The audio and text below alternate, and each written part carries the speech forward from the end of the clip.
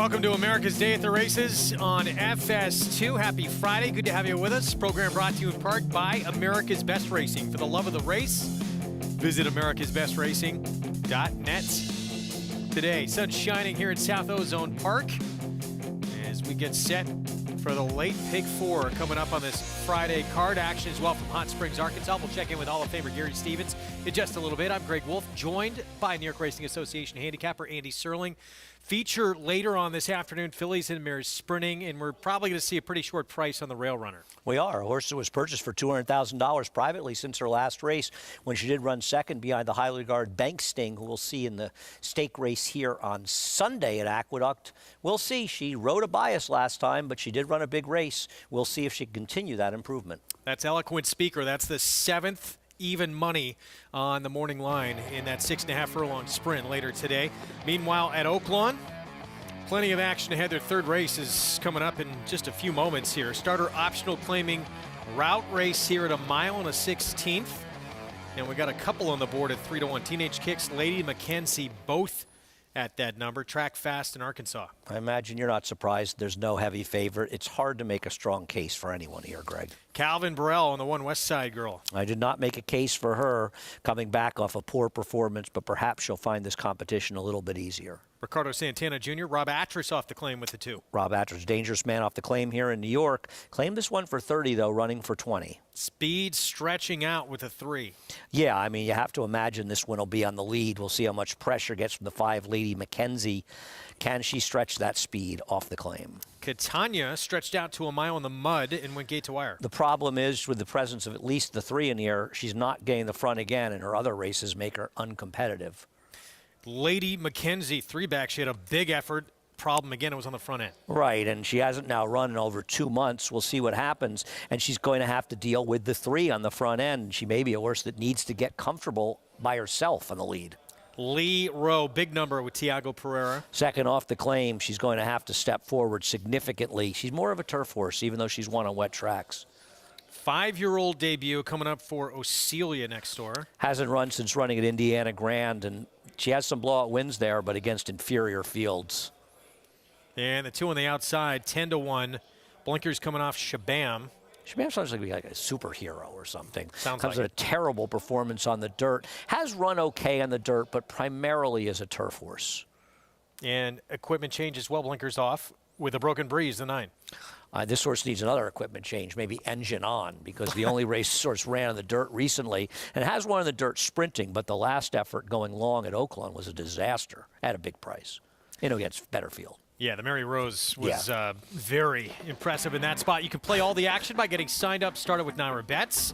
Take advantage of that offer, $200 deposit match sign-up bonus. That's the code to punch in, bonus 200. And bet any track, anywhere, anytime, including Oaklawn and Aqueduct on this Friday afternoon. Post time's coming up here in the third. Let's take a look at who's leading the way. It has been an interesting meet. Those 3 at the top having terrific Oaklawn's, including the man leading the way, Francisco Arrieta. With more on him, let's head to our Hall of Famer, Gary Stevens. Yeah, guys, these 3 continue to put on a show. Francisco Arrieta, Ricardo Santana, and David Cabrera. David Cabrera actually won the first race to tie up Ricardo Santana at this point in time. We're about halfway through the meet right now, and these guys are starting to separate themselves from the rest of the field here. David's got a good afternoon coming up. He's got 5 mounts left this afternoon, including this race here, but he's on contenders all afternoon. I found handicapping these races today a lot of confusion, guys. I think we're going to see some prices today. Difficult card to handicap. We've got 2 very good races on the last 2 on the card, with a starter race, allowance race, and then we've got 4-year-olds and ups going to route of ground maidens in the last races all as well. So some exciting races coming up, and maybe we'll get some prices, guys. Gary, thanks. And we're going to have the story of Francisco Arrieta and his sort of rapid rise. Rapid in only his second year here at Oaklawn, but it's taken him a long time to get to where he is. That's ahead. He's going to be on the 4 here. Catania, 9-2 on the board. Let's go to Vic Stauffer for the call.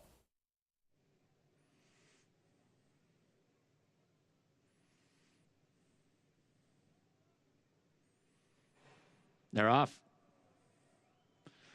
Chakra and Catania with Teenage Kicks. These three are quickest. Then Lady Mackenzie and Shabam to the outside. Lero and a Broken Breeze, West Side Girl, and the early trailer is Ocelia. Chakra, the sprinter, will race away at the clubhouse turn, and she leads Teenage Kicks by a length and a half. Catania will do her running from third today, and she's 2.5 from the front.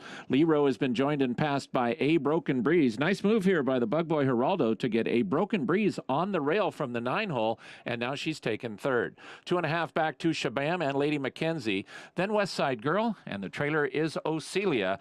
8 lengths first to last. Chakra, the one to catch. Chakra leads by 2 lengths from Teenage Kicks, who is confidently handled by Santana in second. Then a Broken Breeze, third at the rail and 2.5 off the lead. Catania and Lady Mackenzie both have 5 lengths to make up now.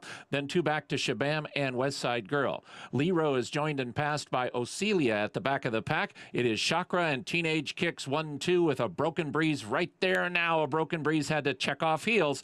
She'll have to get racing room through from the inside, and Chakra is not going to give it to her. Neither is Teenage Kicks. So Chakra is the leader with Teenage Kicks still confidently handled by Santana, and now he turns her loose, and here's Teenage Kicks alongside Chakra.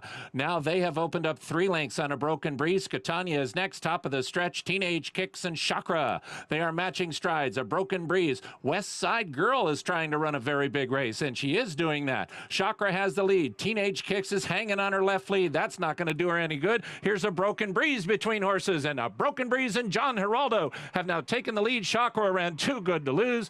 A Broken Breeze in front. A Broken Breeze 1, 2 1/4 from Chakra in second. West Side Girl third. Catania finished fourth. A Broken Breeze, apprentice John Geraldo, trying to find room, finally gets out and then rolls by the 3 who ran big on the stretch out. I agree. Now, Greg, it's an interesting race. I think Geraldo gave the horse an excellent ride to get that good position. Then he got her into trouble a couple of times. You would have thought he would try to go outside and go around. I wonder if she was lugging in a little bit on him, and that made it hard to go outside, because I can't imagine he wanted to get into that situation, right? But when the 2 dropped off, and it really felt like Chakra was kind of like not Chakra, I'm sorry, Teenage Kicks was sort of stalking and just ready to pounce for Rob after she came up dead empty. Chakra ran well on the front end, stretching out, but nice ride here ultimately by the apprentice John Geraldo, getting the victory, and as you said, getting some significant class release. 8-1 on a Broken Breeze, making her 6-year-old debut and showing she's got more left in the tank. We'll have those prices ahead. Here's the apprentice getting out one of the wire first.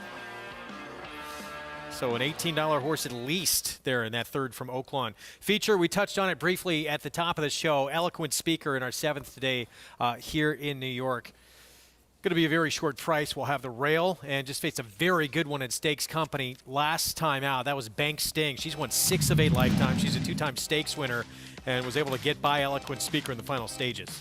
Yeah, and I mean, on the surface of things, Eloquent Speaker ran very, very well in here. For me, though, we're seeing a lot of horses coming out of races that kind of dressed them up, made them look better than they were because they rode biases. And this was extreme inside speed bias on January 2nd. So she was very much with the track while Bank Sting was against it. So I think Bank Sting's performance was better than it looks. Was better than it looks. Her performance is worse than it looks. This is a horse that was claimed 3 starts before by trainer Natalia Lynch for $45,000, okay? She was the only person that went in that day. So it's not like there were multiple claims. Sold for $200,000 after that last effort. So a big tip of the cap to Natalia, who made a tremendous purchase. The question is, was she a good purchase for her new connections? And do you want a short price on a horse who, in her last race, doesn't have to win this race?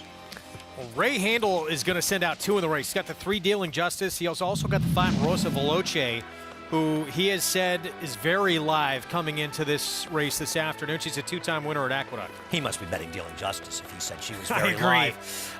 He is a trainer, after all, Ray. The problem with Rosa Veloce is you missed the boat at 14-1 last time, and good luck to Jalen Samuel giving this horse as good a ride as the 10-pound bug rider Ailsa Morrison gave, because she really did well, lugging in a little bit to the rail, getting through.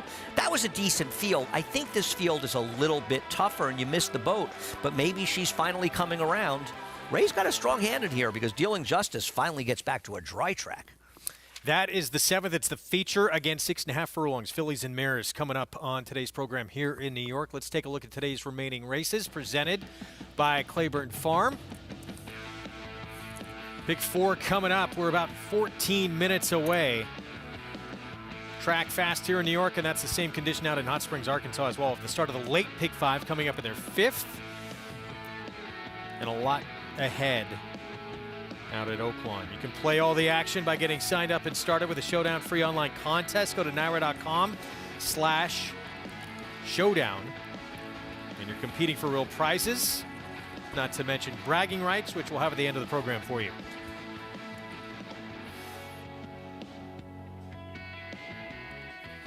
All right, let's set up the 5th. And this one, a very intriguing race. 3 jokers. This first turn at 1 1/8 here comes up almost immediately, and 3 jokers you would think is going to have to try and take advantage of that with his speed. Right, and pay no attention to those odds. By post time, both 3 jokers and winner pool will dramatically separate themselves from the rest of the field. Son of an Annex won't even be 3rd choice. The horse of the rail, you're right, is the speed in here. But you and I talked about it quite a bit earlier. 3 jokers, we're not convinced that he really wants 1 1/8.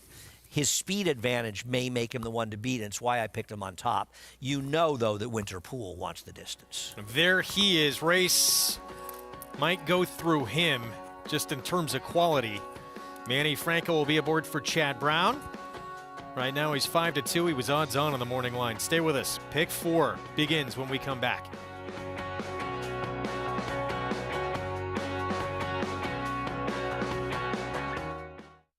A Grade 1 winner of nearly $2 million, Silver State hails from the sire line of legendary Claiborne Stallion Danzig. And his second dam is full sister to Kentucky Derby winner Monarchos. After winning the Oaklawn Handicap, Silver State defeated Knicks Go in the Grade 1 Metropolitan Handicap. On the board in 12 of 14 starts from ages 2 to 4, his career included a 6-race winning streak.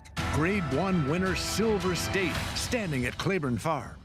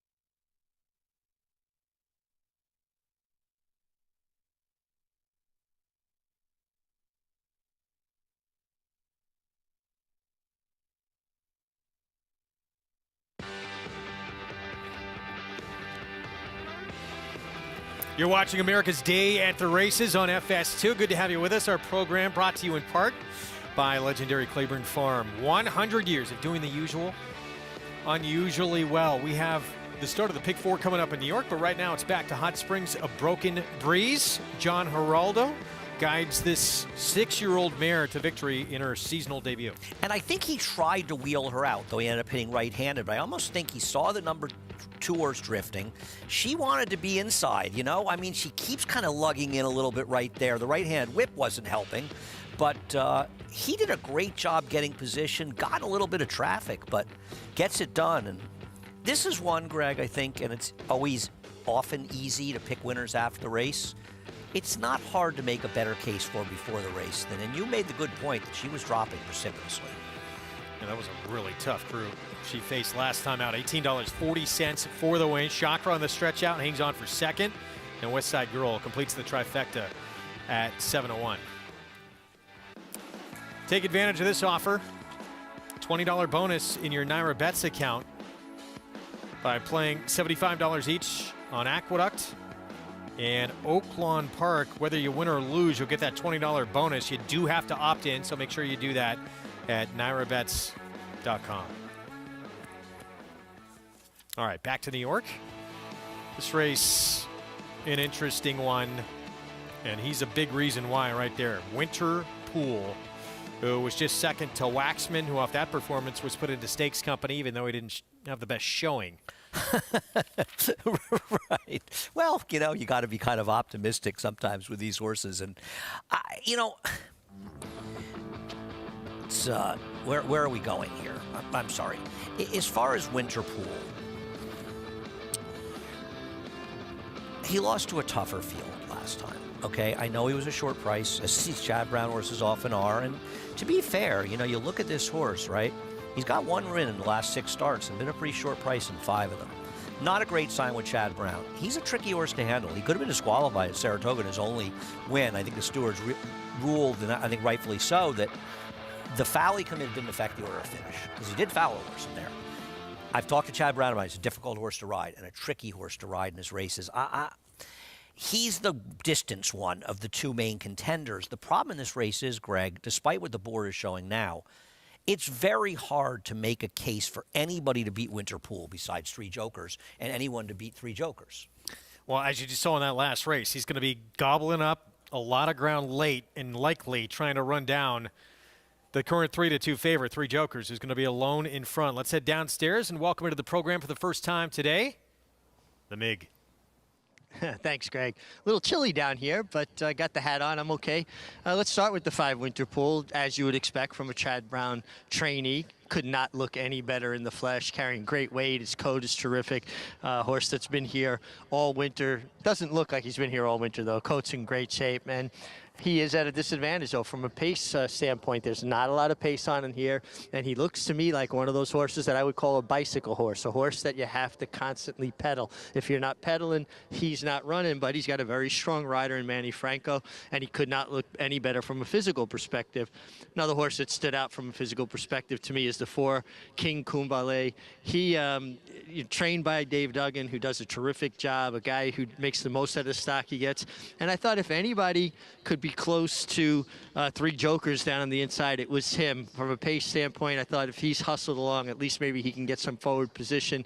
And he does look good, rebounding off a poor effort with a win last time at Parks. So he's going to try again here. And then the 1-3 jokers.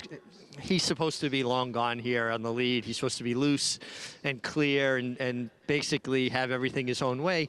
Now, the key to riding a speed horse is not to just go to the lead and go as slow as you can.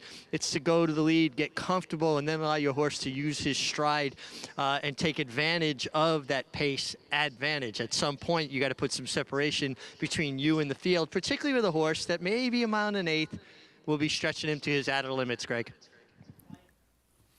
We will see. John Terranova admitted as much, but thought with his speed advantage in here, take a shot. I mean, he ran respectably when he was second in Saratoga, a mile and 1/8 to Seafoam, who wired the field, and that was a situation when, even though he wasn't in front, he just sort of ran along with the pace. His last race, watch him in this race. He had some trouble to start, which put him farther back than he should have been. Nobody was beating Southern District, who looks like a stake horse after this. He wants to split horses with momentum right here, right? And what happens is the horse in front of him drifts out, cuts off his path, takes it away. He loses his momentum. He now has to kind of regather himself and wait for a spot. They sort of drift in front of him, and he actually finishes second, albeit a distant second. But given the trouble at the start cost him position in the race, given he lost a head of steam in the stretch and he's trying to move, I thought he actually ran okay, and that was a race that came up very fast. I know some people that think the figure could have been higher than it was. Southern District could be in a stake race in his next start based on that last race. He met a good horse in Core Conviction. Those were 1-turn miles. But I'm going to argue that being loose in the lead at a mile and 1/8, it takes away a lot of those distance questions. And it's not that he's terrible at a distance. He just may be a little better at a mile. And I'd rather, listen, one of the 1 or 5 are going to win. I don't want us to sit up here and act like we're saying anything clever, but I'd rather take the one that's going to be in front, that's controlling the race, that's making the race run in a favorable way to him than the horse who's got to be a little taken out of his game to compensate for that. We should mention, too, I mean, we were shocked when the board opened. There was not a lot of money in the pool. This horse opened up, I believe, as the favorite. He did. Which is shocking. And there's still money here with a horse who was 15-1 morning line. Yeah, I mean, he's going to drift. We were looking at the doubles. I think he's a distant fourth choice, actually, in the doubles. And listen, I mean, he's got no chance against this field. He has improved, but you know, I don't know who is betting him. I don't know why they're betting him. I'd like to play backgammon with them if they're available. I'd like to sit down and do something with them. Isn't King Kumbale, is that how you pronounce it, you think, the 4? I mean, can he bring his Parks form here? Because on the surface of things, muddy sealed track last time, he ran a figure that gives him a chance off his last. If he can, that was his last time out and 3 back. It was at a mile and 70 yards. Those figures are right in the mix with both winner pool and 3 jokers in here.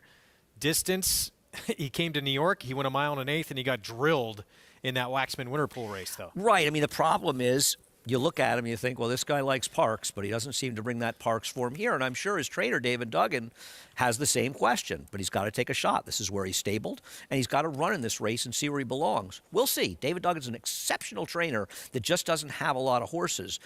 And wet track or not, his last race gives him a chance in here. No question. He's 5-1. I said earlier the race might go through Waxman. It probably goes through this guy, actually, because they all got to run down 3 jokers. And Dylan Davis, who you just saw get a leg up in those bright salmon silks, Gatz's Stables, Randy Hill and company.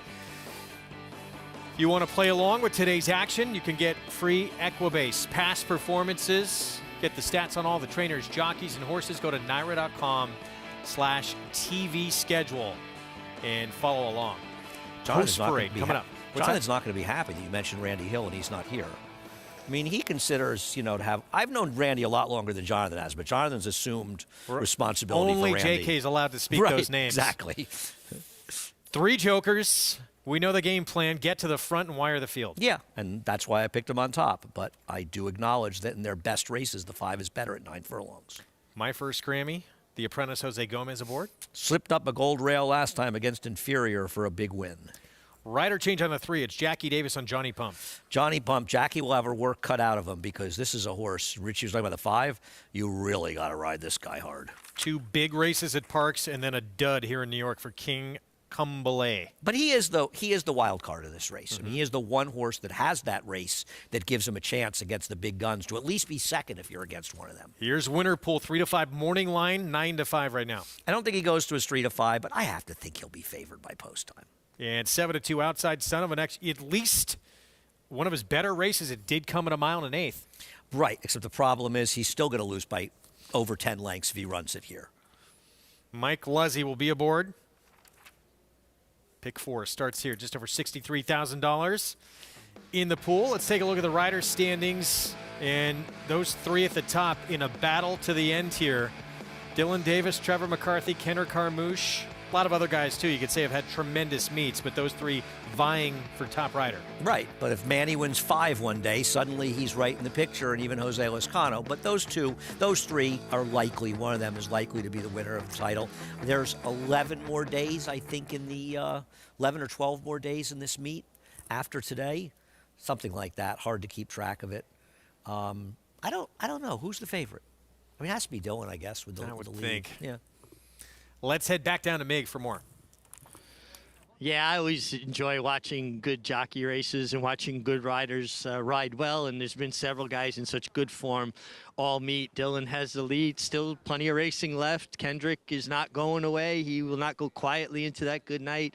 Manny Franco has kind of crept into the picture. Obviously, Trevor McCarthy has been riding in just tremendous form, so it's fun for me to watch it. And from a former rider's perspective, it's important for you to be leading rider, whatever meet it is. You take so much pride in it, and you want to finish as the best, and then you are happy about it for 2 days, and a new meet starts, and it's basically the board is erased, and you start from scratch. But always enjoyed being in those fights for leading rider.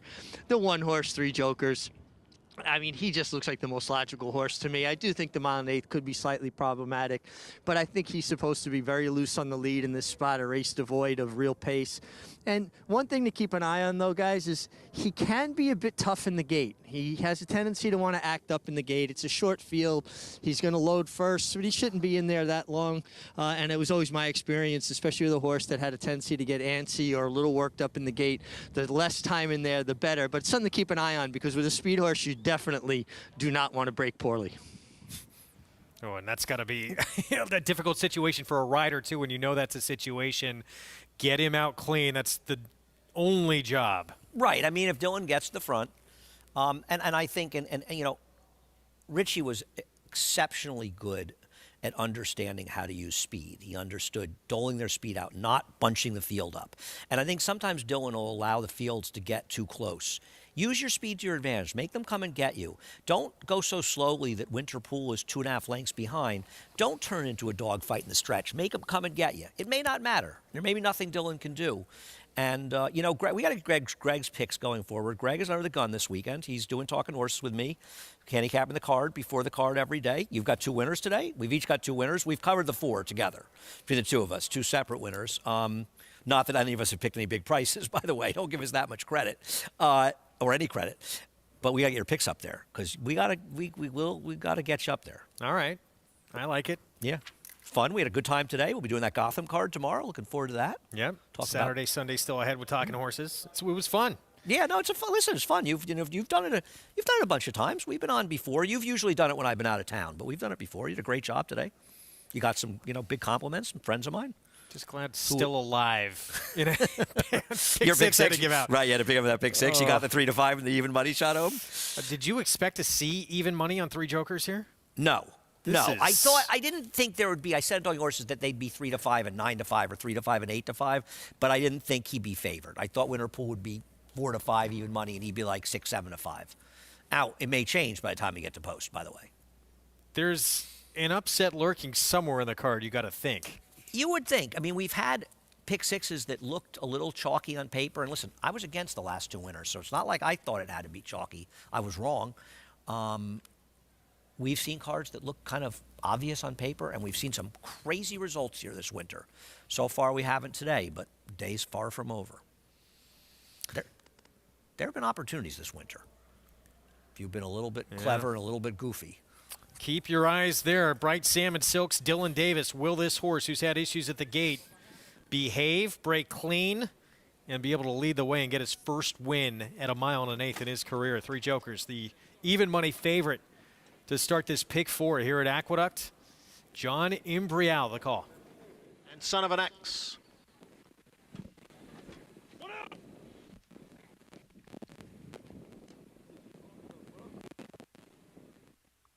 They're in the gate.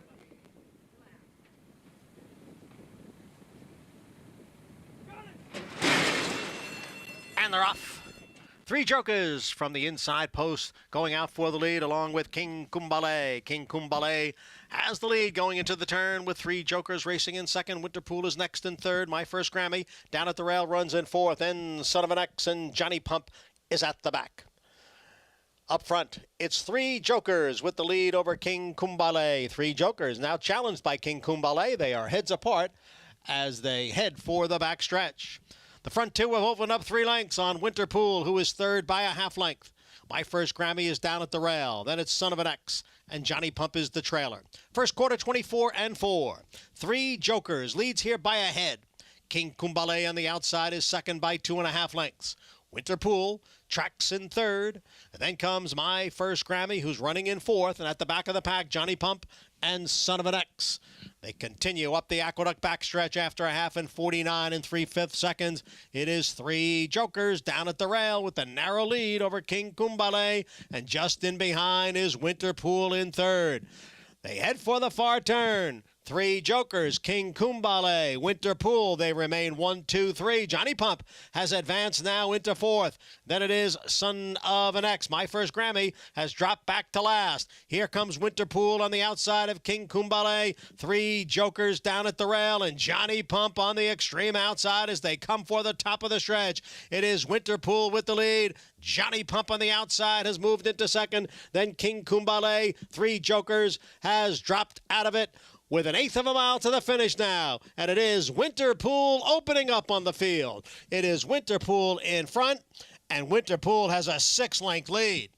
Johnny Pump running in 2nd, but no threat to this runaway winner, Winter Pool. Johnny Pump was 2nd. King Kumbale held on for 3rd. Now, the moment 3 Jokers got pressured from King Kumbale, you turned to me and said, I like Winter Pool here. Yeah. We both kind of nodded our heads to each other, and we said, we think the 5's going to win this race quite easily. Jackie Davis put a little bit of scare into people with Johnny Pump, a horse who used to be owned by Peter Brandt, who owns Winter Pool, made that big move on the turn, but Winter Pool's too good for him. But, hey, the long shot got 2nd. If you found a way to get Johnny Pump 2nd, nice exacta. It's hard to believe this horse wasn't favored. That was shocking. 6-5 in the end. Slight second choice. Manny Franco, Peter Brandt, Delridge Farm, and Chad Brown is Aqueduct meet. Sensational win percentage. He's winning at almost 50%. I mean, I think he's 15 for 32 after this, actually. I don't know if he had anything. His horses have been very, very good at this meet. Prices for you when we come back. Pick 4 is underway. We're going to look ahead to the Triple Crown Trail on Saturday here in New York. Grade 3 Gotham. Steve Asmussen and company looking to rock out with Morello. Undefeated, putting that perfect mark on the line as he tries a mile for the first time in his career. Stay with us.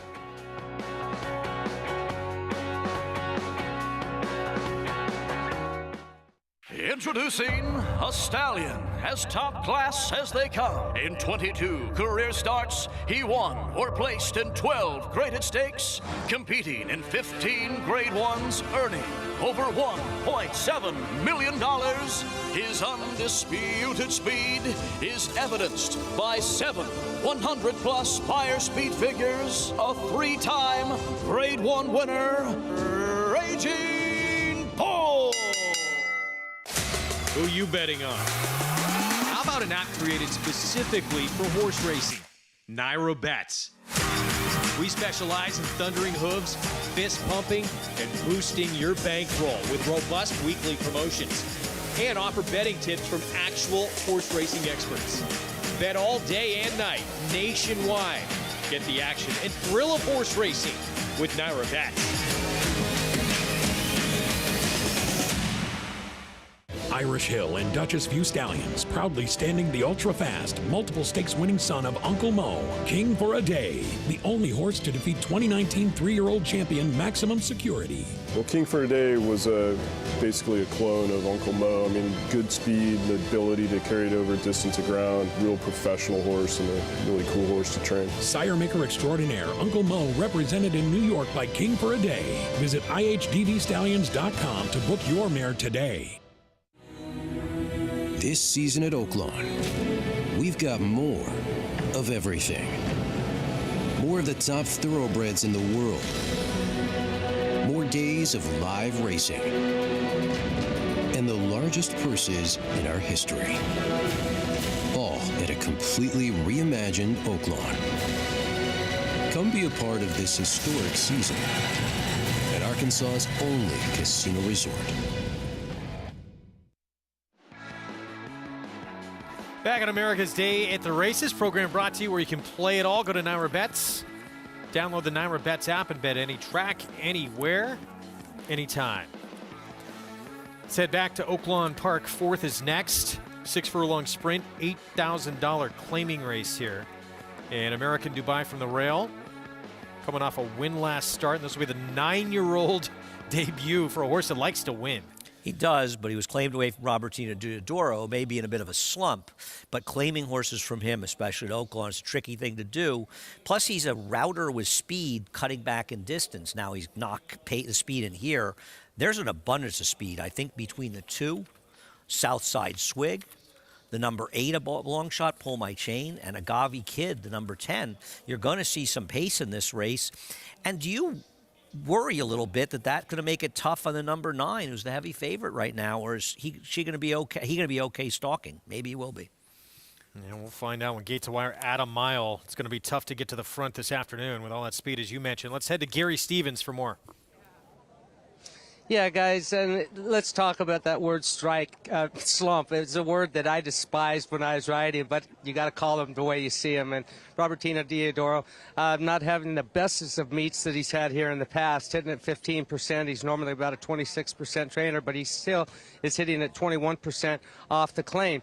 Let's talk about the difficulties of claiming horses here at Oaklawn Park. Claimed this horse, he lost this horse 2 back for 16, ran back for 20, claims it for 20.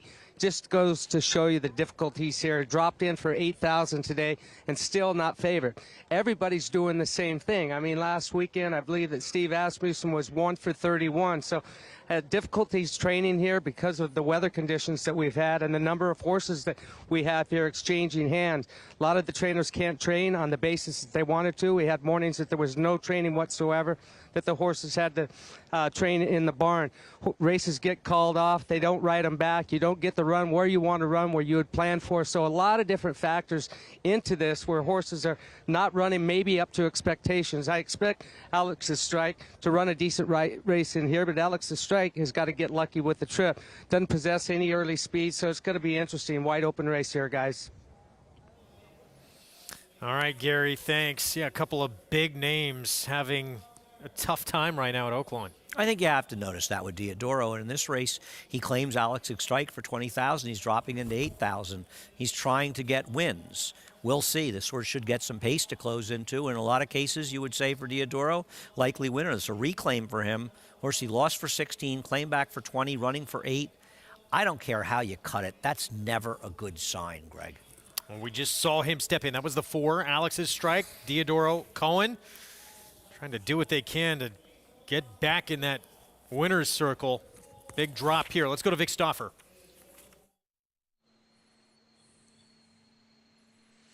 He's Money. The last horse to load is Mia's Moonbeam.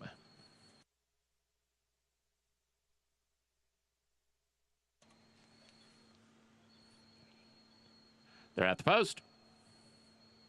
They're off.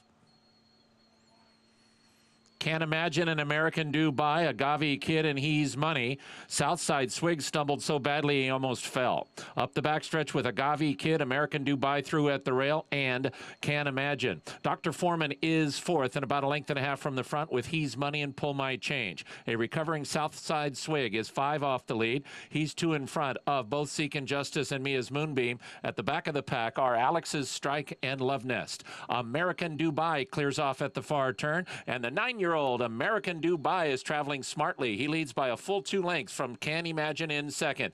Agave Kid is an all-in 3rd. He's Money is 4th with Pull My Chain and Dr. Foreman. 4 back to Southside Swig and Seekin' Justice. And here's Can't Imagine outside of American Dubai. It looks like these two. American Dubai has the lead by a length and a half. Can't Imagine is 2nd by a long margin to He's Money and Pull My Chain. Can't Imagine going to make American Dubai run all the way to the wire. American Dubai, Can't Imagine inching ever closer. American Dubai at Eric Medellin trying to get his first Oaklawn win. Won't be easy. American Dubai, Can't Imagine turns away American Dubai and beats him. It was 10 back to Alex's Strike and Dr. Foreman. Can't Imagine, relentless, running down American Dubai. Ran a big one here on the cut back in distance, trying to do it on the front end. Yeah, I'm surprised the one was able to get the lead in this race, but get the lead that he did.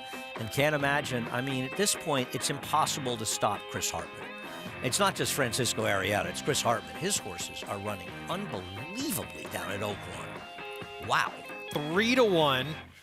As you heard from Vic Stauffer, would have been the first win at the meet for this rider, Eric. Is it Medellin? I think that's how his name was pronounced by the announcer. Tough beat here. Yeah, for sure. Trying to get his first win. Didn't do anything wrong, did everything right. Sometimes you do everything right and you just don't get the money. And this was not a case of him being outridden. And it's just a case of nobody being able to stop the Chris Hartman freight train. Wow, look how far back, to third. It was just these two and everybody else. 3-1 on your winner. Back in New York, it was all winter pool, especially early after the 4 challenged 3 jokers on the front end. Yeah, I mean, once 3 jokers took that early pressure, he was in trouble, but it didn't even matter. He got beaten by the horse he showed pressure on him. He got beaten by another long shot in this race.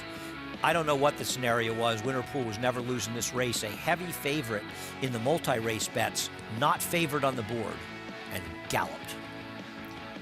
3rd win for this horse, he's run some very good numbers. Can he continue? I think he's a 5-year-old now. He's had opportunities at this level. I mean, I don't. Is he gonna get a test again in maybe a minor stake at some point? Was this a non-winner's a 2 lifetime? I think. I mean, I guess Chad Brown. I don't know when the Excelsior comes up. It may be a little too close to this race.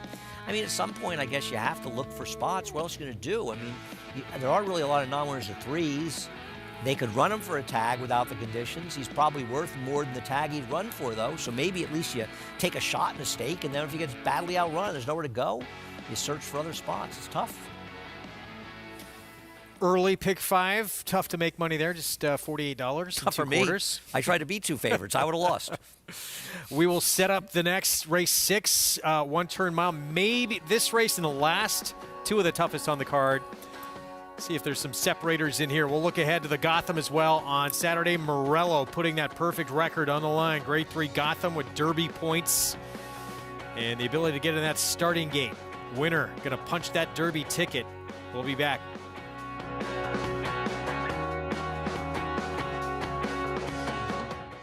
Good Magic's in front. Good Magic pulls away from Solomini. Good Magic's gonna win his first race, and he's gonna do it in the Breeders' Cup Juvenile. Good Magic to the front of the field in the Toyota Bluegrass to win it. The champ is back. Good Magic in a good-looking performance. 800,000, 75, 875, 8.5. Pete, 775,000. Thank you. Magic's in front.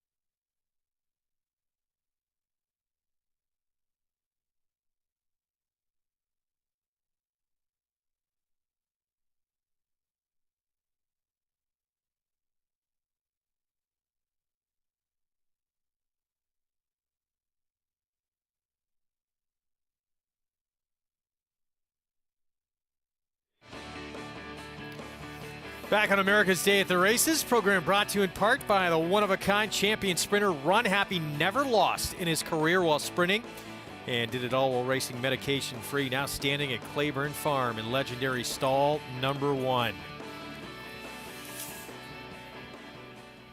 Can't imagine 3-1 able to run down this lone speed here on the front end. Francisco Arrieta, talked about him at the top of the show. We're going to have more on him later.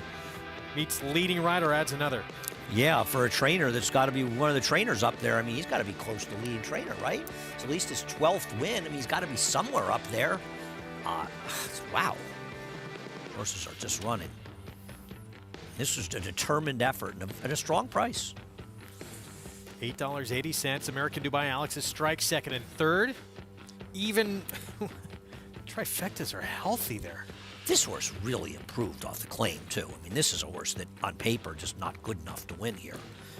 But take a look at the upcoming Derby prep schedule as it's getting closer and closer to serious time for these preps. Gotham coming up, of course, on Saturday. Grade 3, 50 points to the winner, which is going to be good enough to get you into that starting gate for that first Saturday in May. Fountain of Youth, San Felipe out on the West Coast, John Battaglia Memorial at Turfway, all happening on a busy road to the Derby tomorrow. I feel like, and feel free to correct me if you disagree or disagree in general, but I don't feel like we've ever been this late. You know, the second to last round of major preps, and the Derby's been this wide open. I don't even think you can easily say this is the horse to beat. It might be a horse you and I are trying to beat, but I don't think there's a horse out there that you have to say right now, this one is clearly the one to beat. Yeah, I mean, Jack Christopher, we know, went to the bench. We still don't know if or when he's going to make it back to try and get to the Derby. Seems like Chad Brown's up against it. Corniche doesn't have points, but even if he was around. He's in a field somewhere running around having a good time, right? He's not even training. I mean, I think he's out on a farm.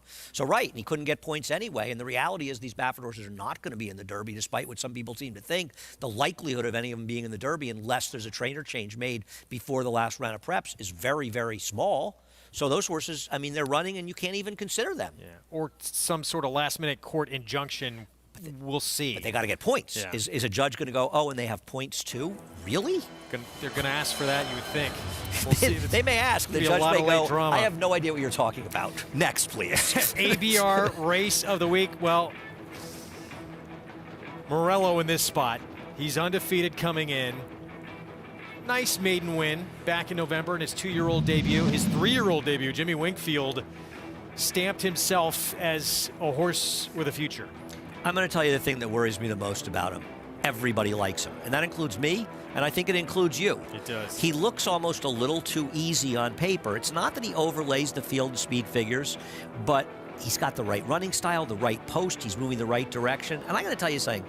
After the interview that his owner gave, or one of the part owners, I'm just rooting for this guy because, I mean, he was a guy who really gets it. Not only come across as really enjoying himself, as many do after a win, but the way he gave credit to Toby Sheets, the assistant to Steve Asmussen, who's had this horse, the way he said all the decisions are up to Toby and Steve as far as to what to do with the horse.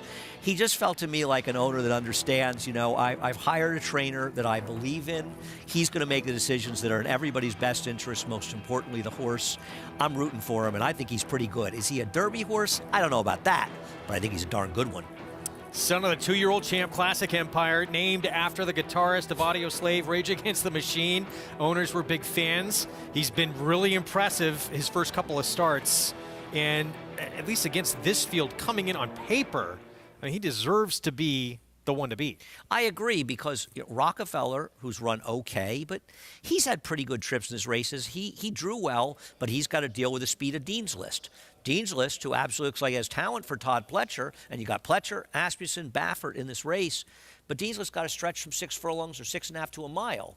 That's a big stretch to do in this situation, but he may be good. I mean, I think he is the most dangerous stretch, Morello, because he could have some significant upside. It's going to be fun. Grade 3 Gotham coming up tomorrow on that road to the Kentucky Derby right here from New York. It's our ABR race of the week. When we return, summary judgment. Morning line favorite. He is 4-1 right now as we get set for the 6th coming up. Manny Franco will be aboard. We'll have the post parade when we come back.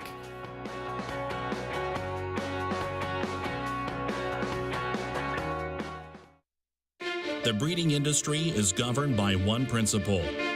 Performance determines success. And Constitution has won!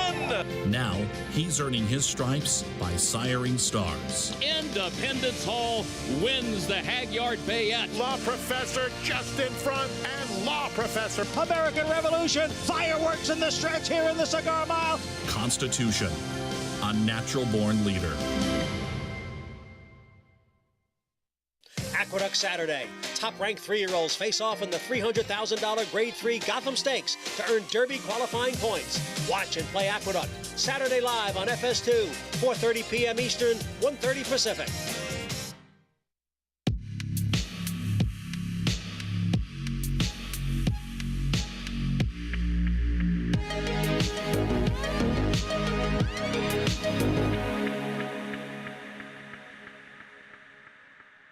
With 5 champions, 70-plus stakes winners, there is arguably no better proven stallion value than Sky Mesa.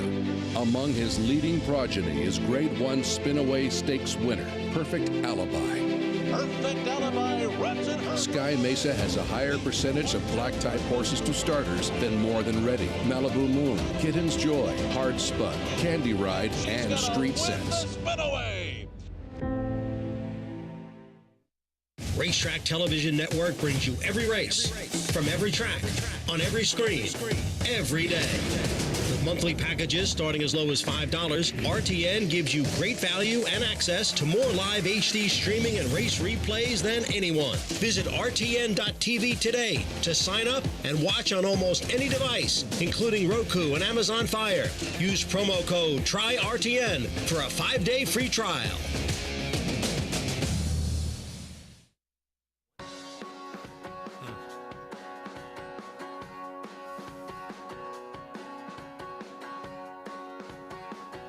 We are back, and so is the Belmont Stakes.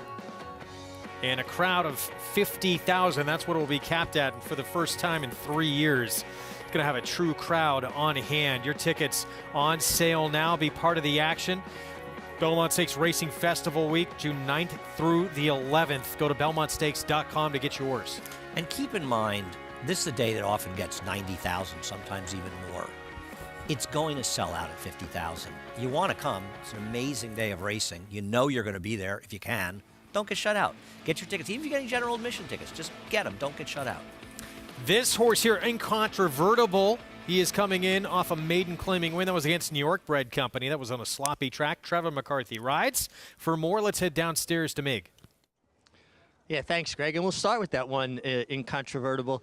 I like what I'm seeing. I think this horse has speed. He's got the inside. I think you want to be, forwardly placed today. I think it's an advantage. And you got Trevor McCarthy, who reads a bias or reads a racetrack as well as anybody riding right now. I like what I'm seeing from a physical perspective. So all 3 horses I'm going to talk about are horses that I like the way they look, and honestly, you can make a case for them on paper as well. We know that they don't run on their looks, but you just like that positive reinforcement if you like something about their form on paper, that physically they look like they're doing well, and that's certainly the case with the one Incontrovertible, as well as the 4, Summary Judgment. Pat Reynolds, a trainer who knows how to win, a filly that also has some speed, should be forwardly placed with Manny Franco, who's riding in fine form. And Summary Judgment is, to me, one of the 3 in the paddock that stood out, as well as the horse just outside of her, Sudden Impulse. Well, she is sharp. Adds blinkers, really well turned out. Coat's great. Trainer Amira Shishakli has her really looking in fine form, carrying good weight and just making a really nice impression from a physical perspective. So it'd be kind of interesting to see if how they look translates to how they're going to run on the racetrack. Mig, thanks. 3-1. Sudden Impulse. Blinkers going on, but here's a look again at Incontrovertible, trying to turn the tables on Summary Judgment. They met back in mid-December. There was still some CAW money in the win pools. I'd tell you this horse was absolutely going to be favored because she is favored in the doubles. Whether or not she ends up favored or not, winner pools have you favored in doubles, different pools. I don't know, she got it done at a wet track. She's got to deal with Summary Judgment. I don't see Manny Franco not being aggressive, being outside of her. Listen, she can win. The horses the choices in order are 1, 4, and 6. None of them will surprise me. I think the 6 may be a little overbet. It's certainly overbet right now at 8-5. Still, a big win, a wet track.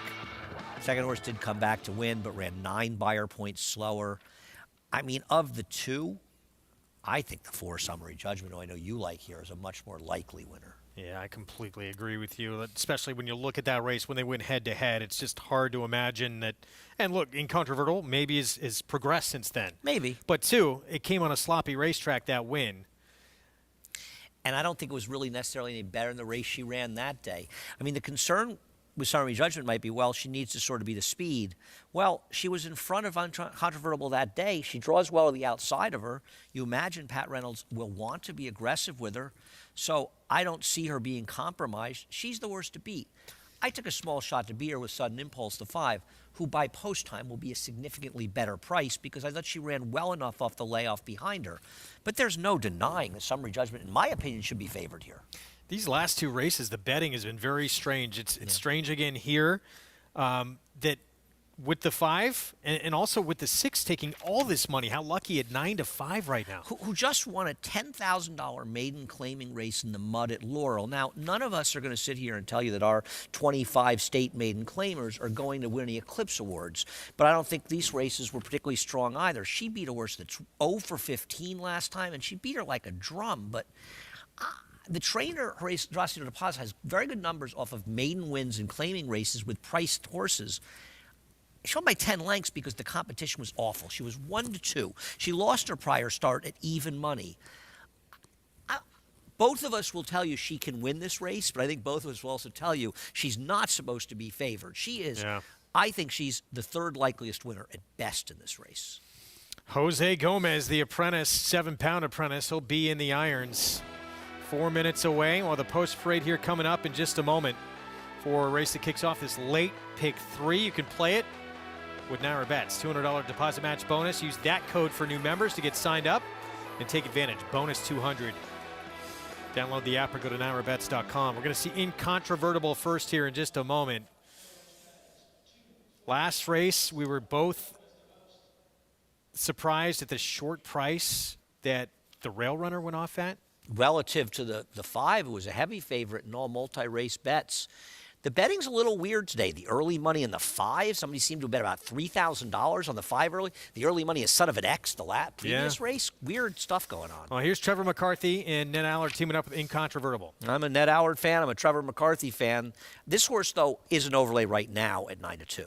22-1 lose. I don't think this one's an overlay at 22-1. Lucky Sitka. You could probably say the same. I will say the same. I don't think this one's overlay at 40-1. 5-2. Summary judgment was the morning line favorite. And I think should be the favorite in this race. I'm surprised that she's not favored now, and I'm surprised she's not favored in doubles. Next door. Sudden Impulse, blinkers on. She's my slight upset pick. And, she drifts in the 5-6-1 range. I'll bet a few dollars on her. 7-2 is a little low. Thought she ran her best race off the layoff last time. Maybe she could step forward a little bit. Still favored, but floating up a little bit here. How lucky coming off that win against Soft at Maryland. I'm not going to say she can't win, because she can win this race, but I will say she's an underlay. And Gagliano outside, 5-year-old mare by Palace Malice, 1 for 30. Even this one opened up relatively short, and she's drifted up a bit, but on her PP, she's just a little too slow. She's close enough. And we did see her rider, Jackie Davis, second with a long shot last time. She will be coming from very far out. It took blinkers off last time out and hit the board at this level. Just missed second. That was a particularly weak field for this level. Yeah. Here's Sudden Impulse. So made her 4-year-old debut last start, and it impressed you enough to give her an upset chance. Yeah, I was looking at the race, and I agree with you that the summary judgment's the worst to beat in here. But I thought lower percentage trainer, they're not going to go as much this horse, lower percentage rider. But I thought she actually did a little bit of running in that race. She broke a step slow. She made a decent enough move. She was bumped a bit at the start. Then there was a great effort, but I thought it was the best race she's ever run. I like the fact, especially on the dirt, it's the best race she's ever run. I like the fact that she ran it off a little bit of a freshening, and maybe she takes a little bit more of a step forward. It was more about not picking the 4 at a short price. Wasn't far behind the horse who's now the favorite, and now she gets an equipment change and second off the bench as well. Let's head back to Mig. Yeah, Greg, just continuing on the theme of who I liked in the paddock, it's the same horses I like on the racetrack from a physical perspective. I thought the one Incontrovertible, I like the way she galloped off. Trevor McCarthy didn't hook up with the pony. He allowed her to get a big gallop, and I like when horses get in that big rhythm. Very interesting. She's just jogging up the chute. To me, she looks like she's not as strong behind as I'd like to see her, and from the inside, you want to break clean and get going. I think she's a major contender. I like the way she galloped off. Just wish I liked her energy level a little bit more as she headed back towards the starting gate. The 4 summary judgment, again, did nothing to dissuade my opinion from what I saw in the paddock. She's the favorite and obviously a major player. But I like the price that's drifting up on the 5 Sudden Impulse. I liked her in the paddock. I continue to like her on the racetrack. And maybe if the 1 and the 4 engage, she's sitting that kind of trip that we saw the Winterpool get in the last race, kind of just outside the dueling pace setters and waiting to pounce. So drifting to 5-1 now on a horse that I like from a physical perspective and makes sense on paper. I'm with Andy on this one. All right, 5s for both these guys here, and 5-1 on the board with this 4-year-old filly by Union Rags. It's a lot of 5s. It is. Money came in on the 1, as we predicted, with Incontrovertible coming down to 2-1 and vying for favoritism. I'll tell you what, though. If you had said to me, I'll bet you the 4 is third choice in this race. Now, maybe she doesn't end up being, but at current odds right now, I'd have lost a lot of money to you, in your opinion, thinking she's wild. I assume she's the morning line favorite in here, right? She is. And I don't know how she couldn't be the morning line favorite. I mean, she's very close to the 2. To be fair, 2-1 and 9-5. It means David said, got to make somebody the favorite. And she is 2-1. I think the biggest surprise of the 6 is the favorite in the favorite right now, or even close to favoritism. How lucky. Took her 8 starts to break her maiden. She did it for the bottom level at Laurel Park in Maryland. There she is. It came in the mud. She easily beat that company. But again, as you said, 0 for 15 behind her in second? Yeah, I mean, she beat her the way you're supposed to, but still, she was beating absolutely nothing. And I don't think we're saying the 4 is a superstar, but she's a lot better than horses that this horse ran against last time. A lot better. Race 6, 1-turn mile coming up. And the 1, the 4, the 6, all the same number on the board. Favoritism shifting back and forth between all 3 of them. Now the 4 is favored. Let's go upstairs. John Imbrial, the call. Waiting now for How Lucky and Galliano.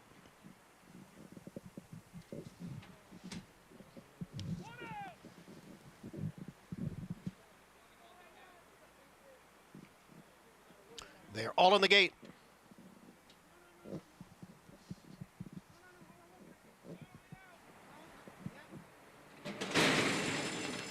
And they're off.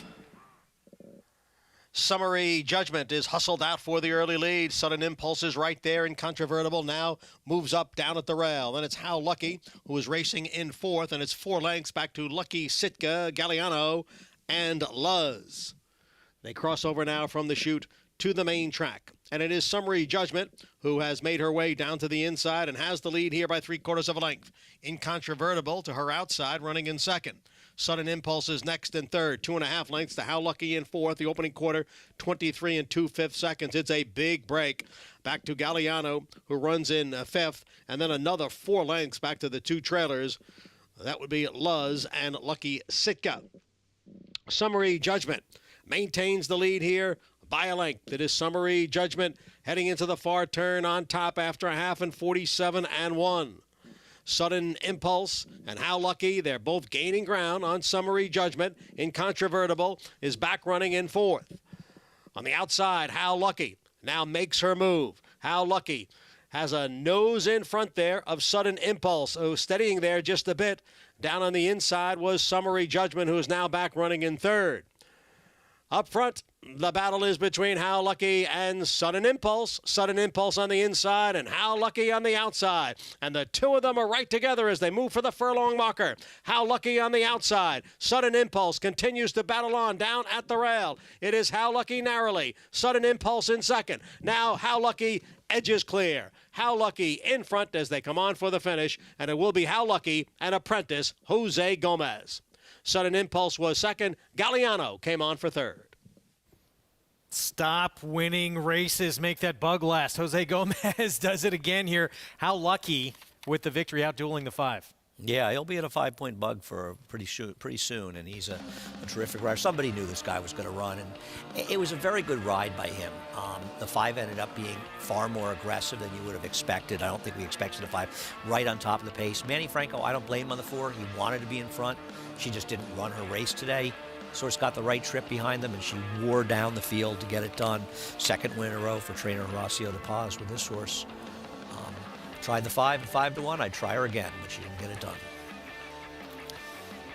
In the end, opened as the favorite, was the favorite through much of the wagering, goes off as his 3rd choice at 5-2 here. How Lucky, 6-5, 7-4 here in the 6th. 4-year-old debut, winning one for the daughter of Lookin' and Lucky. And again, Jose Gomez. The victory, Horacio De Paz, Avin Campion, winning connections. Feature is coming up next in New York. First, we're going to head back to Oaklawn. Race 5 starts the late pick 5. Arkansas bred maiden claiming event, 6 furlongs coming up. And here is the one Mucho Rocket Cat. Sorry, Greg, let me get myself over there. Mucho Rocket Cat dropping down substantially off the first two efforts, but has done no running whatsoever. Moonshine Max, next door, start number 2, drops down. This horse drops down as well. They are all Archie breds, but this horse did no running, took a tiny bit of money that day. 4 starts for My Kind of Teton, and has showed very little ability. Yeah. What kind of Teton is your kind of Teton, Greg? Not this one. Lockmore, 5-1 debuting. There were a couple of foals from the dam that did a little bit of running. Not a bad field to take a stab with a first-timer. Braska has had 11 starts, has never hit the board, but back to a low level, 5-1. Talk about a horse that's found the right spot. She's run cheaply before. Her speed figures make her a player, believe it or not. Concoction, Ron Moquette. This is start number 2. Does find Archie breds for the first time out after running at Sam Houston last time, but boy, just didn't do any running at all. Peripatetic debuting. Going out for the ex-assistant to trainer Chad Brown. Not much from the first foal, second foal from this dam. Taking money, 7-1. Mammoth Spring, another first-timer, next door. Not familiar with this trainer, but she's had success last year, though I'm not familiar with her. Could she be related to Bruce Hornsby? Loved him back in the day. Play with the dead for years. DeGray at 6-1, first-timer. John Ortiz trains. Another first-time stars, a first foal. The dam was really all turf. I don't know, though. I do respect John Ortiz, the trainer, though. Hard to endorse the 10. Except, and I agree with you, except this horse, another one, much kind of like the 5, right? This horse has some back figs that are okay. I mean, I could do worse than bet this horse at 34-1. Yeah, big fry, given this field, but I agree. The last 3 were atrocious. The speed that the 11 showed in the debut against Better might be over early. I know this horse is the favorite, but this horse is way the horse to beat in this race, and I agree with you. This horse needs to be just going. And 15-1 outside, first-timer Tale of Truth. Wish I could have found something to like on the pedigree side, but there really is nothing to point to this horse. Starts the pick 5. We will return to Hot Springs in a moment. Let's wrap up the 6th in New York. How Lucky, coming in from Maryland, making her 4-year-old debut and outdueling Sudden Impulse to the wire under the 7-pound apprentice Jose Gomez. Horacio de Paz is now 5 for 8 over the last 5 years with horses in claiming races off of maiden wins. This one will bring the ROI down. The ROI was over $8. This one will only pay $6 or $7, but ground out the win. Another excellent rise by Jose Gomez. He has been arguably sort of the revelation of this winter, right? You know, you see apprentices do well pretty much every winter. Some of them, they're okay. You don't really see a big future. This guy has a future. Being mentored by the great Angel Cordero and taking those lessons to heart. Notches another win here. He's in the top 10 in the riding colony here at the meet. And this filly, by looking at Lucky, first time in against winners, makes it 2 in a row now. Let's take a look at the late pick 5 follow along. $140,000 in the pool. It has been very, very formful to say the least. Is your pick 6 ticket still alive? It is. Well, that's good. Better than being dead. I don't think it's going to be paying a fortune, but it can only pay what it pays, Greg, you know. And this one will elevate a little bit, I think.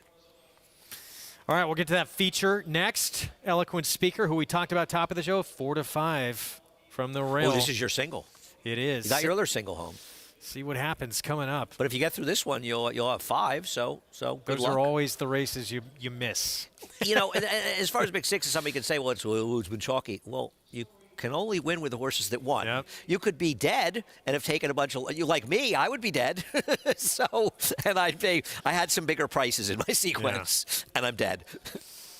2 legs remain, so good luck to everyone if you are still alive. Back here at Oaklawn, we both thought, as the public thinks as well, Ricardo Santana Jr. could say goodbye to this group early. Right. I mean, I know this horse is dropping precipitously and dropping off a poor performance after running well first time out. You're getting Ricardo Santana.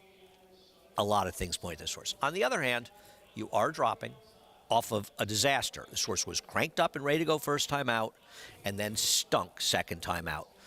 That's a little bit concerning, right? No question. Was with 3-year-olds first time out. Last time out, 3 and up. But this is 3 and up as well, I believe. Yeah, this is 3 and up as well. I like this horse like you do. What about, I mean, here's the thing. The second choice is Braska. You want the 0 for 2, or you want the 0 for 11 that's never hit the board? And did I get this wrong? Was this horse a huge price just a few minutes ago? No. The horse that was a big price was the 10. Oh, okay. Remember, we were comparing the two that were both 0 and talking about how they both. I mean, the truth of Braska is that from a speed figure standpoint, this horse makes a lot of sense. This is a very hard horse to take. And the other thing is, this horse doesn't have any speed. At least the 11 has speed. You know, wouldn't you want to be a little more forward? Things just got a little ugly up here. And the thing with the 10 is, you say way too big a price.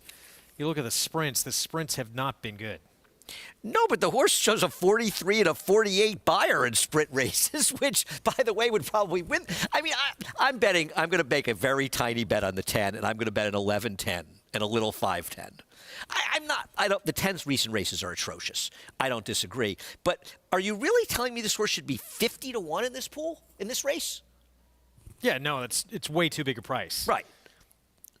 I mean, this is a wacky price on this horse. I got to bet a couple dollars. Maybe a race. Look, we think the 11's going to get loose. It could be over very early, 9 to 5. There's a couple of horses maybe to throw underneath that it could be almost anybody underneath. Of the first timers, though, you think it's the 7, maybe the one to use? I guess the 7, maybe the 9, because it's John Ortiz.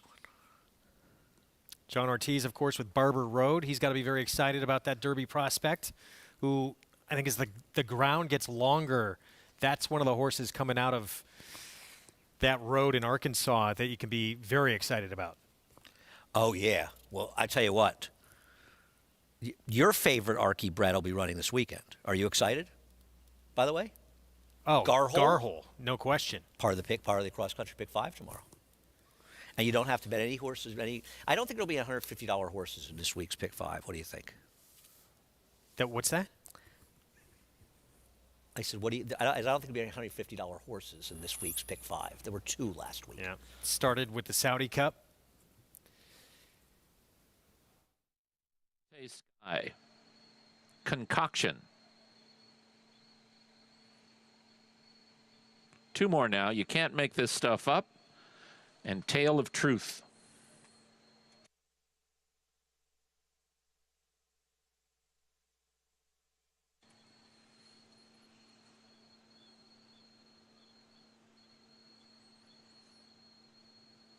They're at the post.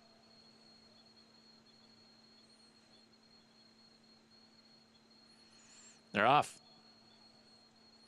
You can't make this stuff up. Right to the front. He'll pick his path. Moonshine Max, and to the outside end to Gray. Just alongside him, it's Mammoth Spring. Then comes Mucho Rocket Cat, My Kinda Teton, Nebraska, and to the outside, Peripatetic and Concoction. Next, it's Lockmore, and the 2 trailers are Tale of Truth and Riante Sky. You can't make this stuff up. The leader into the far turn. It's a length and over Mammoth Spring and de Grey. Then comes My Kinda Teton and Moonshine Max. Peripatetic is moving up 4 wide. Inside of him goes Concoction. Then it's 2 lengths further back to Mucho Rocket Cat, joined and passed by Braska. Here's Braska in the orange moving up a bit. He's a length and a half in front of Lockmore. 3 back to Tale of Truth, and the trailer is Riante Sky, and the leader is You Can't Make This Stuff Up from Mammoth Spring. You can't make this stuff up, a length in front. Then to the outside and Peripatetic. Braska is now within 2.5 of the lead. Lockmore finds a way through between horses. You Can't Make This Stuff Up has the lead. Braska is moving up outside. Tale of Truth is also closing in. My Kinda Teton is there. You Can't Make This Stuff Up. Braska, Tale of Truth. These 3. Braska, Tale of Truth down to these 2. Braska, Tale of Truth. Braska, Tale of Truth right together. Tale of Truth. I think he beat Braska. It is a bob. Tale of Truth and Braska in a 5th race. Whacker. If it is a 12, it is John Court, whose tremendous Oaklawn meet will continue here. Recently, was it his 700th win of the meet back in December? I mean, of the career. Of his career, sorry. Yes. I'm going to say if you have the over on John Court's meet, you've hit it. Because he's really, I mean, he's doing well, and he's riding well. Big long shot, first-time starter, making the run. The 11 couldn't last. Poor Braska finally hit the board, got nailed in the money. You know, my 10 was making a little run. I think my 10 split the field at 46 to 1. I think with a little better trip, he could have been fourth. But I didn't have a 12, 5, 11, 10, so I couldn't. We were, I think most people were wrong about which first-time starter was the one to go after here. Tale of Truth, 4-year-old by Ordained for Richard Jackson. My comment on the two foals were two awful foals. Jeez. Prices from that when we come back. As we've talked about, Derby points on the line Saturday. Grade 3 Gotham here in New York, ABR race of the week. We'll look at it again, some of the other contenders when we come back.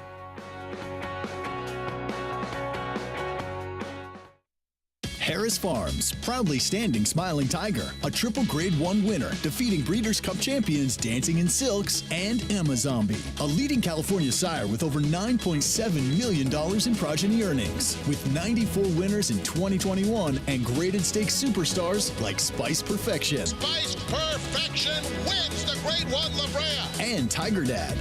Smiling Tiger, a leading California sire, standing at Harris Farms. It pays to be Cal bred.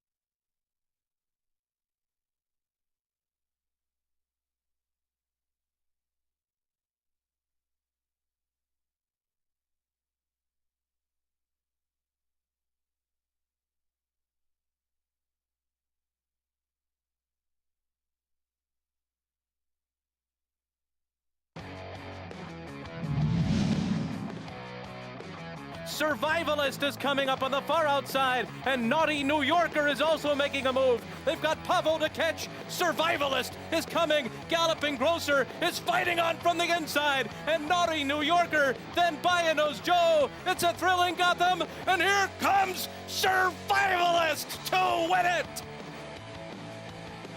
That was the MiG aboard the Grade 3 Gotham winner back in 2005. Survivalist, Shug McGahee, Phipps Stable.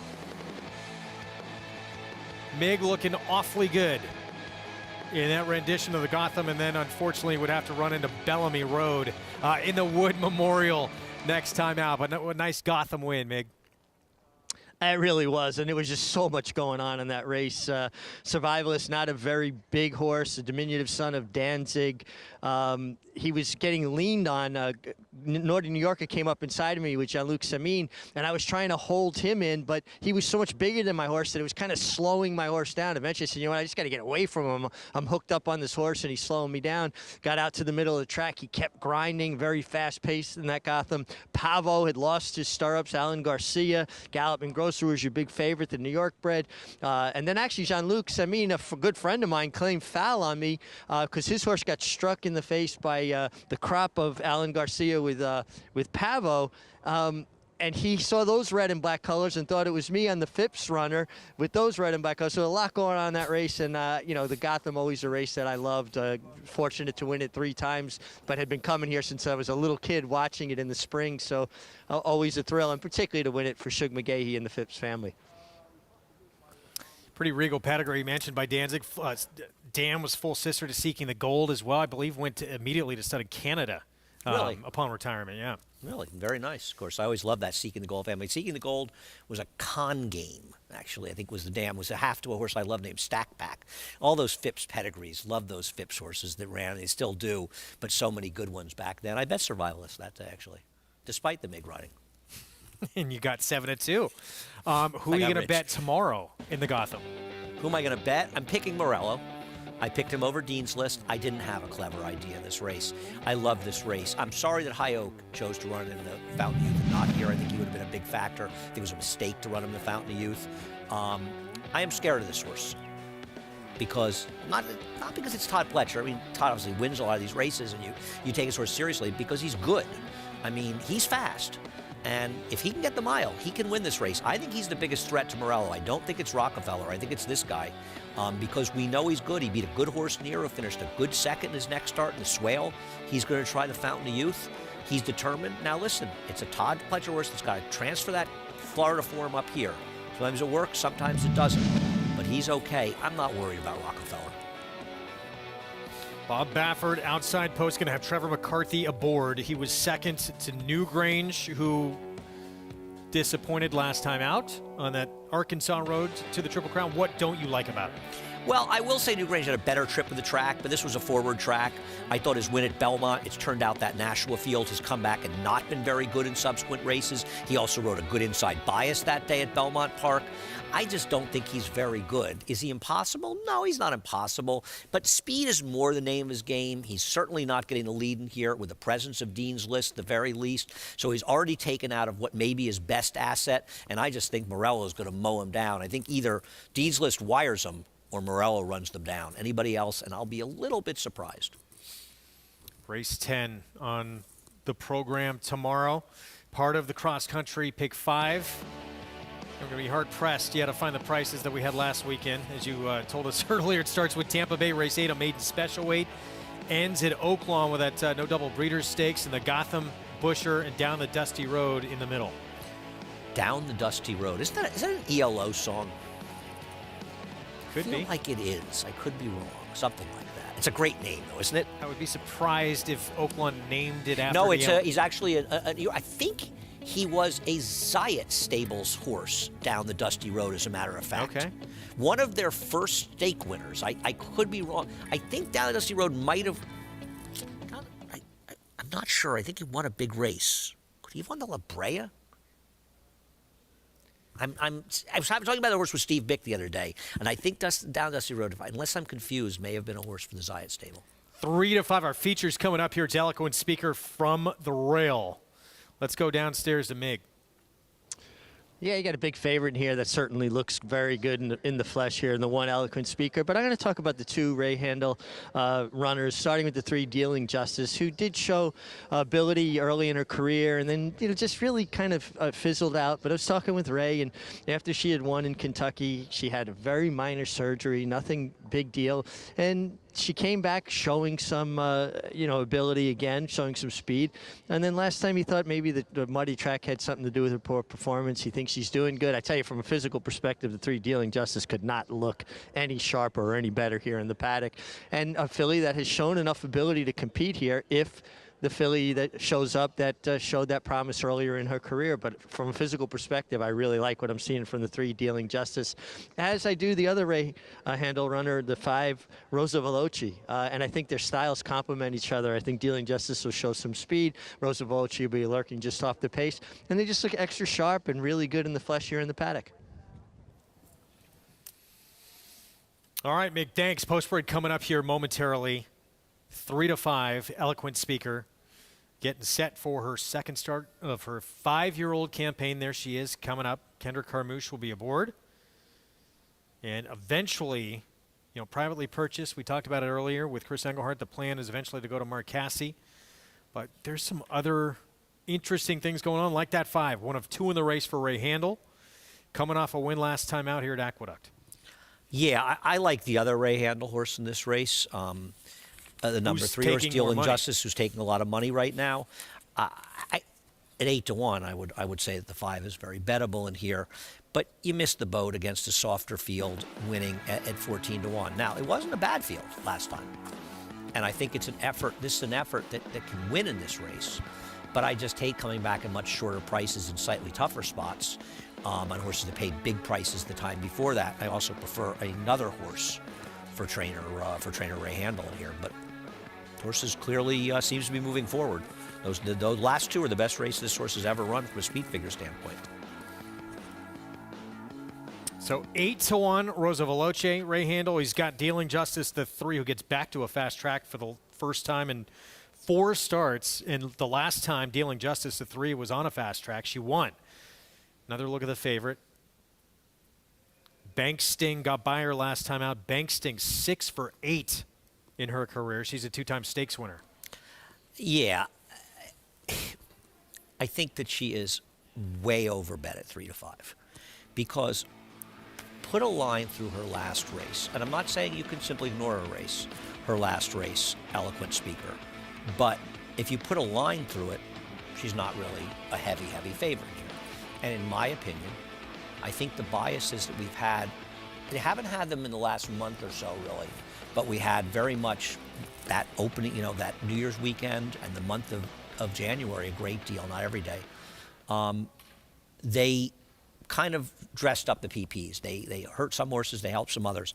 This horse very much rode the bias, and that's what made her run as well as she did against Bank Sting. So now you're on a fast track, you're on a track without a bias. She's not the speed in this race, though she can win from behind. It's a trainer switch from a trainer that really got this horse going well. No knock on Chris Engelhardt, who's a terrific trainer. He's obviously got a stronger career than Talia Lynch, who hasn't been in business that long. Talia did a great job, claimed this horse for $45,000 and sold for $200,000, but not for me at 3-5. And Down the Dusty Road did win the Libre, by the way, but not. I don't think Azaios. I think may have had that wrong. Here's the other Ray Handel runner. So sloppy, muddy, each of the last 3 starts. Then 4 back, fast track, and a win, and the best, or one of the best, buyer figures she's ever run. Well, that's the thing, right? You're getting a horse that's getting back to a dry track, and you're getting a horse that's finally in a race where on paper she's the controlling speed. And I have to imagine that Ray Handel's going to say to Dylan Davis, you need to go, Dylan. And maybe she gets comfortable in the front end. She's on a track that she likes a little bit more, and suddenly she gets back to that effort. And I have to say, if she can run back to that effort on May 20th, I think she's more likely to win this race than Eloquent Speaker is. Well, she's got 2 very big efforts on a fast track, too. She broke her maiden here in New York, and then that win at Churchill as well. Both those, though, she was forwardly placed. And you expect to see her in front here? Yeah, one of the reasons I picked her and better is I expect her to be a speed. Now, I will say at 3-1, she's no bargain. She'll probably drift up from those odds, though. Post break coming up in a moment. I want to remind everyone you can get a $20 bonus today by playing with Naira Bets. Bet $75 each at Aqueduct and Oaklawn. And you'll get that $20 bonus whether you win or lose. You do have to opt in. Don't forget to do that. And go to NairaBets.com to get that special bonus offer in your account. We're going to kick things off with a big favorite, 3-5, Eloquent Speaker, looking for the 5th win of her career. 3 of them have come here. New connections. Well, they certainly paid to get her. We'll see if it works out. She's got value as a broodmare. She's a flatter, so she's already got that pedigree situation going for her. We'll see what she can do in this spot. Royal Megan next door, Manny Franco writes. Listen, if you feel like this race falls apart a little bit, this horse can pick it up pieces at the end. She's got races to give her a shot. Philly, we were just talking about, 1 of 2 for Ray Handel, who should be leading the way to 3 Dealing Justice. Yeah, I mean, listen, I'm hoping that this horse will be comfortable back on a dry track, but let's be honest, she might just not be in good form anymore and just not run well, even with things in her favor. Tara's Talent, 6-year-old. She's won 4 times in 38 starts. I mean, she picked up the piece for second, a 4-horse field last time. Her better races are out of town. The other Ray Handel, Philly, the 5 Rosa Veloce. She's an awfully big price at 8-1 right now. So I was a little bit against her. I think I picked her 3rd and 4th in here, but that's a generous price. And she's a little edgy. Outside, 8-1. Can she put any pressure on the 3? No, I don't think she's that fast. I don't think she's as fast as that one, I guess, if they were super aggressive, at least in her recent races. I thought she was a little interesting, even though she's been claimed away from Scott Lake. But I thought she was actually a little bit dangerous here. It all depends what you think of the 1. She ran a 90 buyer. That came at Parks. The problem is it's sort of long ago. but it's kind of dichotomous. She got kind of good in a couple starts, and she's coming off a terrible performance as part of an entry last time at a short price. Eric Cancel will be aboard. 2 minutes to post. Feature race on this Friday card coming up. This is the mare to beat right here. Eloquent Speaker in those Gary Barber Silks. 5-year-old mare by Flatter. Won 2 back here at Aqueduct, and then in defeat ran a huge number. And even that, look, it was a really nice filly that got by her. Looked like she had that race won, but she got nailed. Yeah, that horse was a 1-5, the horse that beat her, and really looked like she was going to hold on to victory. She got an extreme bias. I don't believe she's anywhere near as good as that figure suggests. Let's head down to Mig for more. Well, it's a little bit scary because I'm tending to agree a lot with Andy today. And, you know, Survivalist actually won that Gotham, despite the fact that Andy wagered on it, guys. But all kidding aside, I 4 to 5 is too short for me on the 1, Eloquent Speaker. I still go with what I saw in the paddock, the 3, Dealing Justice. I just think she looks fantastic. She warmed up great on the racetrack as well. And if she can find her early promise, she's going to be tough here. And she should be in front. She should be controlling the race. And there's a lot to like. She's the second choice. I went to the other Ray Handel as ultimately Rosa Veloce. The 5 is my main pick. I think she's going to be lurking in behind the pace and should get another good setup. But both of Ray Handel's runners making a really nice impression on the racetrack. And honestly, I'm probably just going to box the 3-5, guys. Wow, leaving out Eloquent Speaker for Mig. We'll see. The price coming down now, 8 to 1 is crazy. Yeah, that was a ridiculous price. And the 3's price is supposed to come up. I mean, I like the horse, but I don't think this is a particularly great price on 3 to 1 is no bargain. I mean, I'm trying to bet against the 1. I think the 1 can win. I picked her second, but I think that she is really dressed up off that last race. And while, listen, to be honest, her prior races give her a chance to win. She also improved for Natalia Lynch. Is that to say she's going to run as well for the new connections? Maybe Natalia, who was the only person who tried to claim her 3 races back, incredible claim, made more than got the money back they paid for, and then sold for $200,000. You can't play the game any better than that, frankly. Yeah. Well, trying to see if Chris Engelhart, if he can win with her in his care for the first time. There she is loading up. Kendrick Carmouche, he will hop aboard for the first time. Short price. She was expected to be, but maybe not this short. Feature race on our Friday card coming up. There's 1 of 2 for Ray Handel. Going to send out the 5 Rosa Veloce as well. John Imbrial with the call. Let's go upstairs. Waiting now for Rosa Veloce, and she's a little edgy.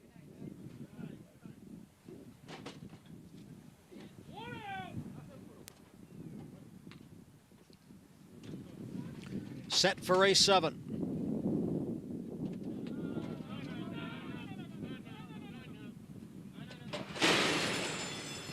And they're off. Bit of a hesitant start there for number 2, Royal Megan, and she's at the back. Up front, it is Dealing Justice, who is out for the early lead. She's a little edgy on the outside, and right alongside is Rosa Veloce. Eloquent Speaker, the odds-on favorite, is in 4th and has moved off the rail as they race up the back stretch. At the back of the pack, the duo of Royal Megan and Tara's Talent. Up front, it's Dealing Justice, and she's a little edgy, and the 2 of them are heads apart. They ran the opening quarter mile in 23 seconds. The front 2 have 2.5 lengths on Rosa Veloce, and on her outside, it is Eloquent Speaker. The field goes around the far turn. It is Dealing Justice in front here by a half length. She's a little edgy on the outside in second. And now Rosa Veloce and Eloquent Speaker are both gaining ground on the outside, 3 wide and 4 wide.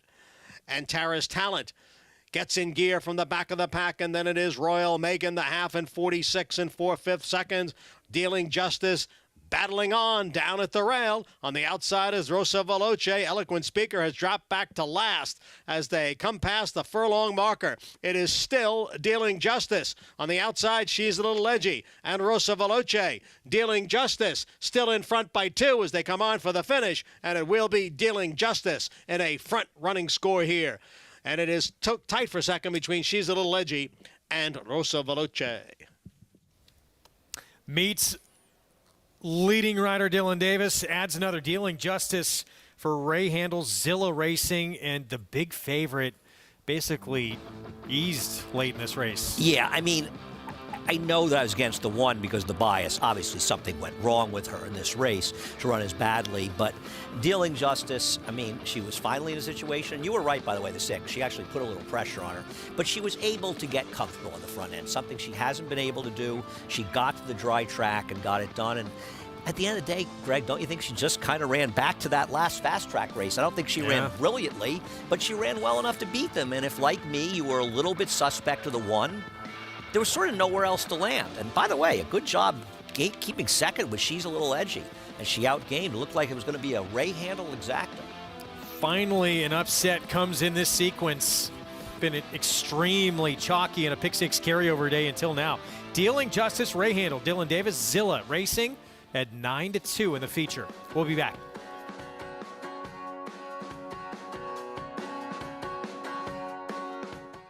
Eclipse champion Blaine ranks among the nation's top sires at a fraction of the price. His recent top runners include Aga Khan stud Saidabad, a top performer overseas, stakes winners Mandate, officiating, Love the Nest, Dancing Kiki, and Blame JD.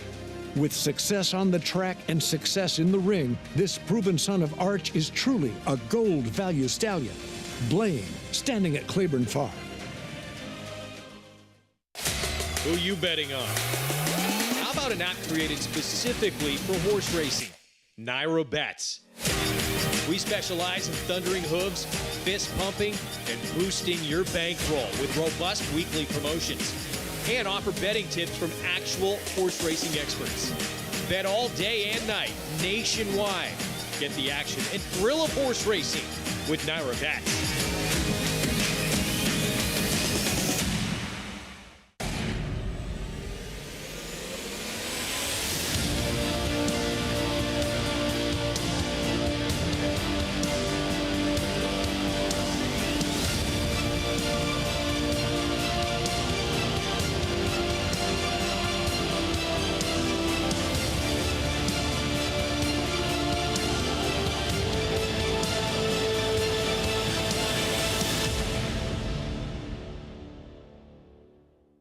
It's America's original sport, and no one covers it better than America'sBestRacing.net. From the sport to the lifestyle, the best races, horses, and destination venues, cocktails, gambling, fashion, and more. America'sBestRacing.net is a sport for you. Live it, love it, bet it.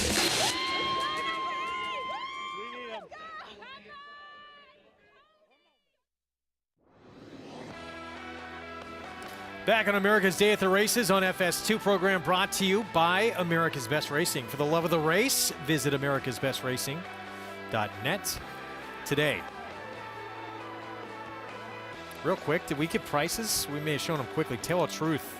Greg, it's just a blur. You know, was it $45 for the win? That sounds about right? The horse was over 20-1. Wasn't the horse even bigger price than that when we were doing the post parade?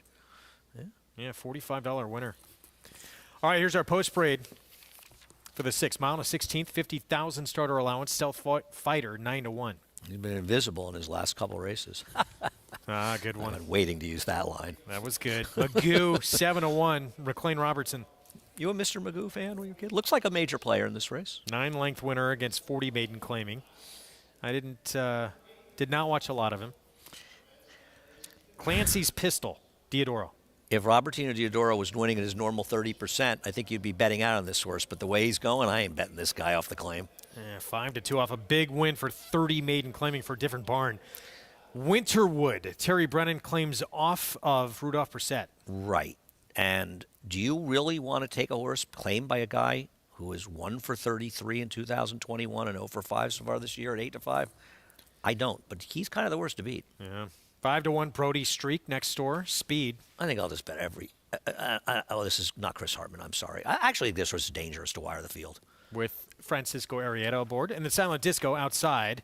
Second time in against winners. John Ortiz. I like the name, but out of the two horses that ran in the same race last time, I thought that Brody Streak did a lot more running than this guy and is a bigger price. I prefer Brody's Disco. 2 minutes Brody to Streak, post coming up. Let's go to Gary Stevens. Yeah, guys, short field here, competitive group, wide open race in my eyes, but I'm going to just tear the race apart how I think it shapes up on paper. The 2-horse Magoo has got speed down on the inside. The 5-horse Brody Streak is going to show speed from that 5-post position. I think going to be parked just outside of Magoo, maybe clears Magoo, but there's going to be some heat on early on. And then Winterwood, he's going to set up shop just off of those two. Thing is Winterwood, he doesn't have a lot of finish to him. I think they're going to get the staggers here in the last 16th of a mile. And Clancy's Pistol for Robertino Diodoro, I think it's interesting. He's not protecting this horse. Claimed it for the 30,000, putting it in a protected race. He is protecting, not dropping down his normal move. It was a big effort last time out. Looked good out on the racetrack. I think that one gets last run and picks up the broken pieces in the latter part of the race, guys. All right, Gary, thanks. Minute to post here coming up. I agree with Gary that the 3 makes a certain amount of sense. That barn is going to win a race or 2 before I take their horses. I don't disagree with anything that Gary said. I think he makes perfect sense logically. And Robertino Diodoro is going to win a lot of races in the future. But right now, I'm going to let him win a couple before I bet He them. still might be the leading trainer at the meet. Absolutely. No, I'm not going to be surprised when he wins 8 straight races. And sometimes it's just a return to the mean. Yeah. You know, it's just as simple as that. You don't win as many races for as long as he's won and not know what you're doing. But I think even Robertino Diodoro would say right now, I'm going to, you know, I don't blame you. You know, you know, he's aware that his barn's not winning. I'm sure it's very frustrating.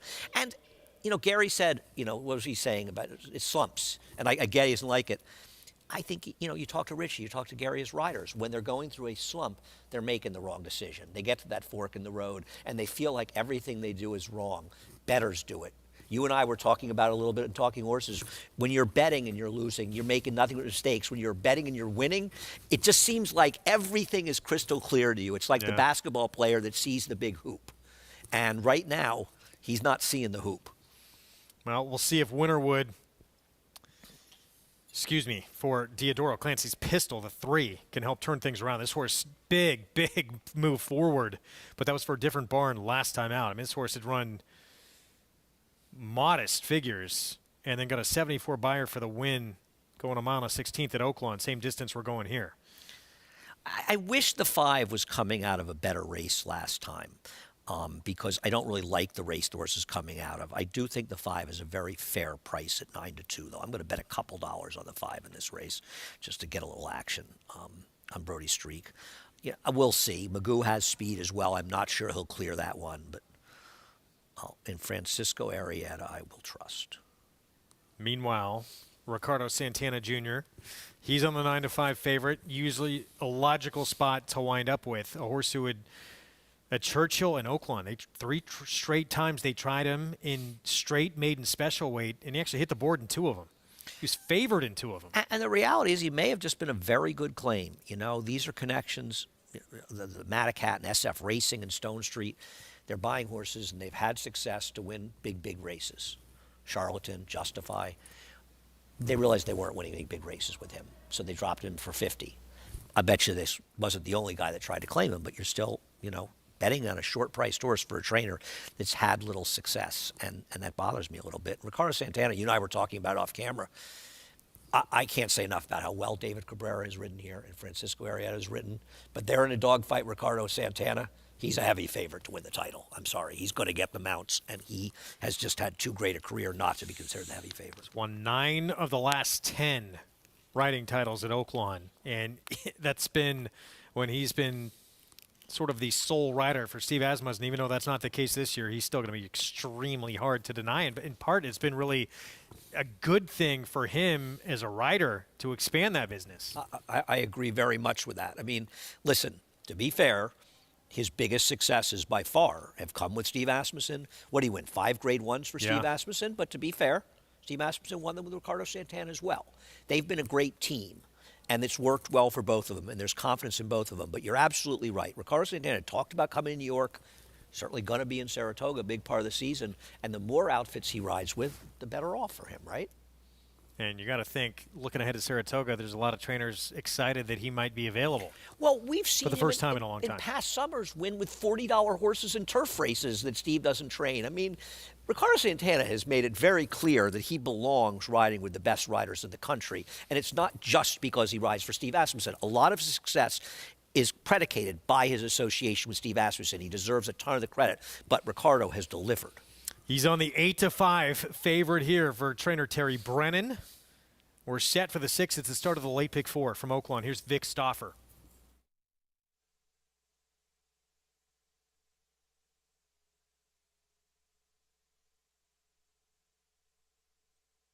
They're at the post.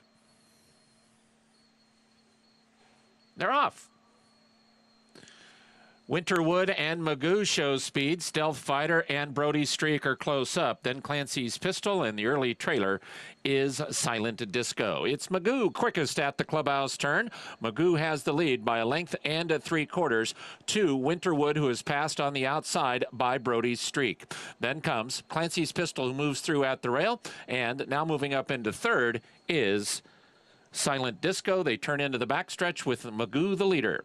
It is Magoo, a length and a half in front of Silent Disco, who has now taken over second. Down at the rail, it's Clancy's Pistol third, then a length to the gray Brody's Streak, and Winterwood is now fifth and last. He's 6 lengths behind as they head up the backstretch with Magoo, the one to beat. It is Magoo, a 2-length lead on Silent Disco, who inches closer in second. Clancy's Pistol is third now, and he's 2.5 off the lead. Winterwood is out of last place. He's got 6 lengths to make up. Brody's Streak outside of him. Magoo and Silent Disco 1-2 with 3 furlongs left to run. Magoo has the lead. He's a length and a half in front of Silent Disco in second. Clancy's Pistol is third. He's pretty much all in. These 3 are now 4 lengths clear of Winterwood and Brody's Streak. Magoo continues to lead. Clancy's Pistol has just moved up to take over second. Silent Disco is an all-in third. Winterwood is fourth. He's within 2.5 of the lead, and the lead is still held by Magoo with Clancy's Pistol right alongside. Magoo inside, Clancy's Pistol outside, and Clancy's Pistol puts half a head in front. Magoo is battling on bravely from the inside, but Clancy's Pistol is now a neck in front. Magoo is second. Then comes Silent Disco. Clancy's Pistol is going to beat Magoo. Clancy's Pistol in front. Clancy's Pistol won by a length and a half over Magoo, Silent Disco, and Brody's Streak. There we go. Robertino Diodoro, Ramon Vasquez, Clancy's Pistol the win. Walter De La Cruz thrown from his mount early on Stealth Fighter. Yeah, we will obviously, if we hear anything, we'll keep you up on that. Well, maybe this is the start of a big streak for Robertino Diodoro. You know, if he wins 10 straight races, his last 35 starts, he'll be winning his usual win percentage. So 9 more in a row to go. There's only a handful probably of trainers at specific meets around the country could do that. He's one of them here at Oaklawn, so maybe he could. Yeah. Ramon Vasquez, Clancy's Pistol, first off to claim Diodoro, gets by this 2 Magoo for the win. Yep, gets it done. And Magoo actually ran very well. I don't think my horse Brody Streak had anything. He didn't have any speed early, and he had nothing at all. Came down to these 2 down the stretch, and Clancy's Pistol had won at a mile and a 16th last time out to break his maiden for 30 maiden claiming, and now first time in against winners wins at that distance again. We'll get back to Oaklawn in a moment. Feature here in New York, Dealing Justice, the other Ray Handel runner. Dylan Davis meets leading rider with really the only upset we've had this pick 6 so far. Yeah, he's the biggest price winner in today's card. 3, 6, 5. Let's head down to Mig. Yeah, here I'm with the winning conditioner, Ray Handel, who had the first and third place finisher. But this had to be really satisfying, Ray, Dealing Justice. The filly showed so much promise, and it's just been kind of a long, arduous journey with her. Yeah, I was giving them the real trainer talk, telling them they hated the sloppy track the last 3 times. So I'm glad she made me look good today. Well, do you really think that had more to do with it than anything else? I thought so. I mean, you never know when they come off the bench. She's been, running subpar performances for her quality. So you hope that it's the track. Jocks come back each race and tell them she's not getting a hold of the track. We try again. She ran okay, not bad enough to scratch. The last time she ran really poorly. Jock come back and tell me she's not getting a hold of the track. I said, no more sloppy tracks. Give her one more shot. She's done everything right for us, and just showed us that we are patient, and being persevering with her and giving her a shot paid off. And you also had the third-place finisher, Rosa Veloce, who looked like she was going to be second. We both had a rooting interest there. Yeah, it's awesome. Yeah, Jelon did a great job. You know, she looked like I thought she was a winner at the top of the stretch, just missing that one more gear, but she'll get there. She's a good girl. And you've had such a terrific winter. This is your 12th win at this meeting. Did you imagine coming into this meet you were going to have such a strong showing? I felt good. I knew I had some good stock, and, you know, the owners are letting me place the horses where we can be aggressive and win. And, you know, this is the best group of horses that I've had, and I'm really excited about the future. And the babies coming in this year look really strong, too, so hopefully we can keep it rolling. Congratulations. Great job. Thanks, bro. Appreciate it. He's got a strong group of horses, and he knows what to do with them, Greg. He kind of quietly, Mig thanks, has had a sensational meet. He's winning in almost 30% at the meet, Ray Handel. It's incredible. He's really a terrible trainer. Kidding. Ray is actually a very good trainer. Ray and I are pretty friendly, so I can make fun of him. I think Ray does a very good job of the horses he has. You know, From Another Mother is running. We didn't even mention him yet in tomorrow's Gotham. I mean, obviously, he has the same connections, by the way, as Morello. And he's a dangerous nut. Now, he comes out of a race where he rode a bias last time, and that's why I'm not a big believer at this point. But you've got to take a shot, and it's not like his last race is his only decent race. Oh, he actually ran big against Mo Donegal, 3 starts back, finally gets away from that horse, too. Yeah. And look what happened when he did. He won. He's got to deal with Dean's List, though, if he wants to do it on the front end. He's not winning in this race in the front end. No, he's got speed, but he's not as fast as him. We'll see what he does. I mean, you get to the point with a horse like that, you've got to take your shot. It's okay to take a shot if you're Ray and you're the connections and run and realize you don't belong. And then you regroup and go into races where you belong. But sometimes, especially as you're leading towards Triple Crown, you got to dream a little bit. That dream going to continue tomorrow from Another Mother for Ray Handel. Gets the win here in the 7th in the feature. We're going to take a timeout. When we return, the story of the leading rider at the meet at Oaklawn. It's been a long journey for Francisco Arrieta, and that hard work is absolutely paid off. We'll be back.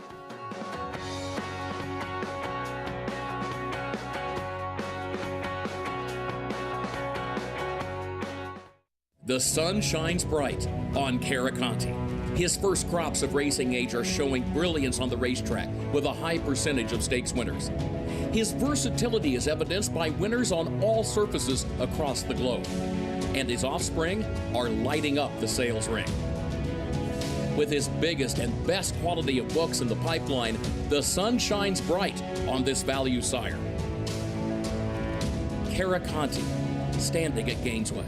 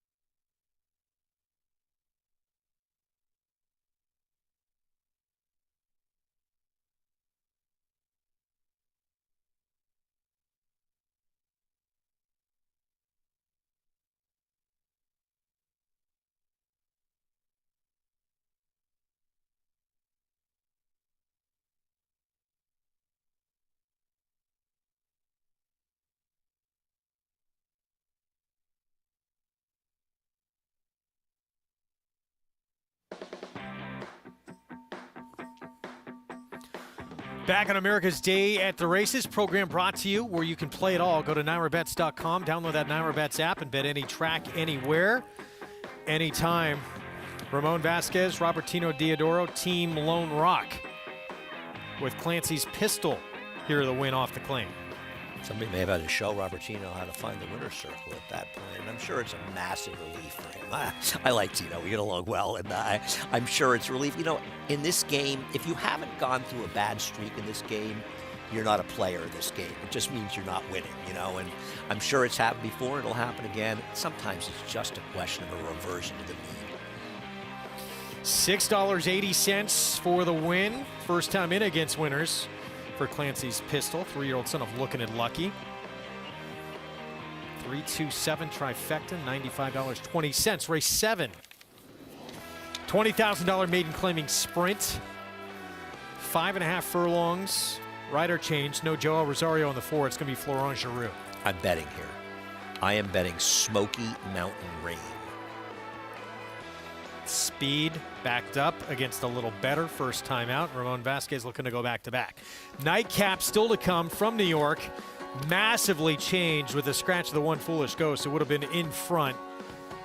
And now Galani Brigade will take over the role of favorite. We'll talk about his chances. Linda Rice off the claim when we come back.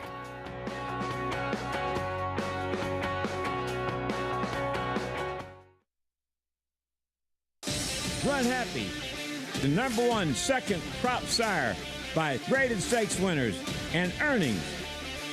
Run Happy is represented by Smile Happy, the Kentucky Derby individual future pool favorite. A leading dirt sire and now with an exciting Kentucky Derby hopeful. Call Bernie Sams now and book your mare to Eclipse champion Run Happy right now. Run Happy standing in stall 1 at Claiborne Farm. Aqueduct Saturday. Top-ranked 3-year-olds face off in the $300,000 Grade 3 Gotham Stakes to earn Derby qualifying points. Watch and play Aqueduct.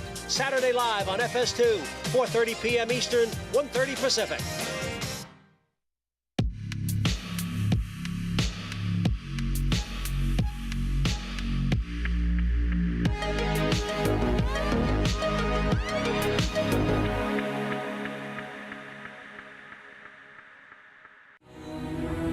This season at Oaklawn, we've got more of everything. More of the top thoroughbreds in the world. More days of live racing. And the largest purses in our history. All at a completely reimagined Oaklawn. Come be a part of this historic season at Arkansas's only casino resort. Racetrack Television Network brings you every race, from every track, on every screen, every day. With monthly packages starting as low as $5, RTN gives you great value and access to more live HD streaming and race replays than anyone. Visit RTN.tv today to sign up and watch on almost any device, including Roku and Amazon Fire. Use promo code TRYRTN for a 5-day free trial.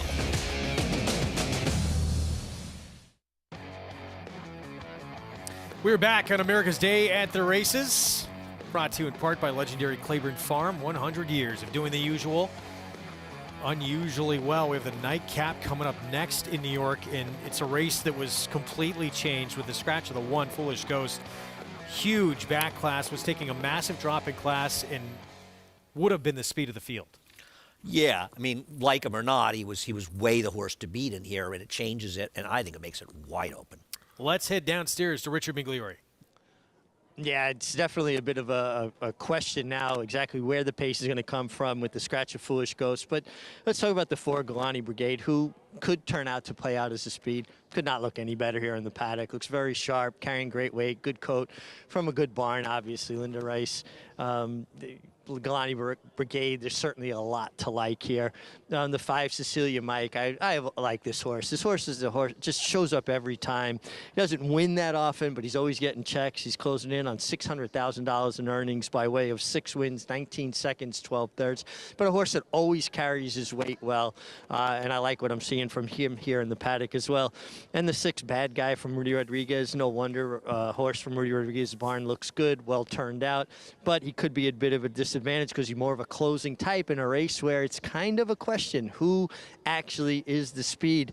You know, I always thought when I rode horses that had more of a tendency to be second, a horse like Cecilia Mike, who doesn't have a tremendous amount of natural speed, I tried to wind them up like a cock and put them on the lead if possible, because they didn't have to break that plane and get past horses. Could chase them hard out of the gate, put them on the lead. They'll pull up and wait for horses and then always have a little bit of response when they get to him. Just don't know if he'd be fast enough to pull that off, even if that was their strategy going in. All right, Mick, thanks. We're going to get to the post parade here coming up in a moment. So, yeah, with the one gone, True Gold, we talked about it earlier, the 3 looks like he's going to be the one in front in here with Jackie Davis. Does he have the ability to stick around late, though? Yeah, I mean, you and I have already talked about this horse a bit at length. He ran a big race in the slop for Charlie Baker, and Charlie Baker's been having a heck of a meet. Then he comes back, albeit against tougher than this spot, and he runs 2 awful races. And now he's a private purchase away from Charlie Baker to a trainer that, with all due respect, is 0 for 7 this year. It was 1 for 37 last year. The numbers are the numbers, what they are.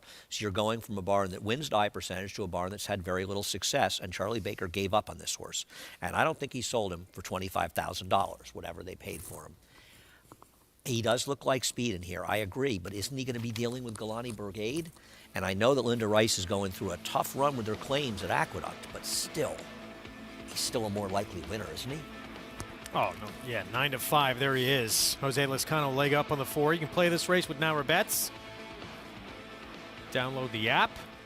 Bonus 200, that code to use for new members at sign up. We're going to see Gandy dancing when we kick off our post parade here in just a moment. Not quite the horse as a 5-year-old that he used to be. Yeah, as a horse that was claimed away from Chad Brown, and his form is just disintegrated. Been at this level each of the last 3 starts. He's made a very minimal impact. Big price again. Here's the 3. True Gold, we just talked about his speed. Do you think he's the opposite of Dealing Justice, who won the 7th race? He needs a wet track to run his good race, because his dry track races have not been good. Galani Brigade, he is the one to beat. He's 8 to 5. He is. Linda Rice is 1 for 27 off the claim on the dirt since we began the Aqueduct meeting in New York. That's a bad number with a 15-cent ROI and only 7 hitting the board and a lot of short prices. Zilla Silks looking to take the last 2 on the cards. This Celia Mike for Wayne Potts. Oddly, the scratch hurt this horse because it took speed out of the race. So now there's no pace, but still he has to be considered a factor. 7-year-old bad guy, 5-time winner in 56 starts. He's a closer, and it seems like Cecilia Mike is a better closer than him. And both of these are compromised by now what looks like a fairly moderate pace. 9 to 1 Devious Mo, Trevor McCarthy.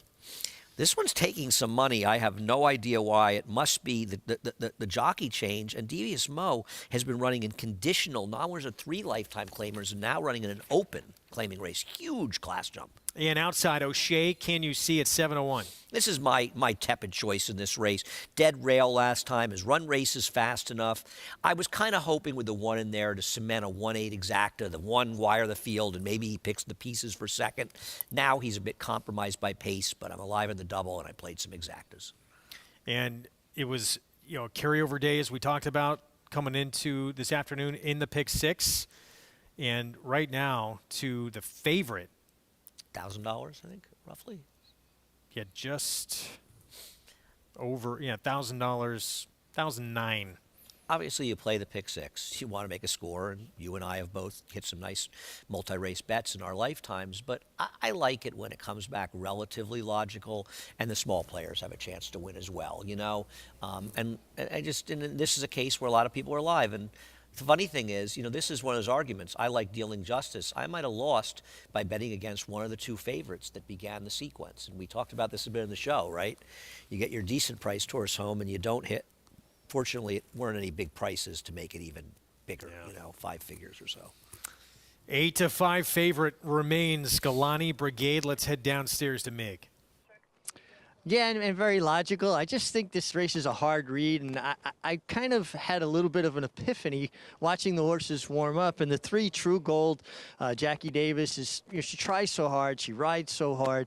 This horse showed so much energy level on the racetrack. He, in the paddock, it really kind of nondescript, but he really puffed up and got really animated on the racetrack. And I'm going to pick this horse on top, True Gold, because I think this horse is going to make the lead, and maybe that's all it's going to take is for a horse to get brave in here and make the lead at a big price. I'll take a swing because I really just don't trust anybody else. I don't really want Galani Brigade, at a very short price. And the other horse that really caught my eye on the warm was the 7, Devious Mo. Big really long striding son of Lauban, who got a very aggressive warm-up from Trevor McCarthy. 9-1 on Devious Mo. Favorite, though, Galani Brigade. The 4, Jose Lezcano, Linda Rice. It's all about O'Shea, can you see, for me. They may have moved to City Field, but I miss Shea. John Imbrial. Nightcap here from New York.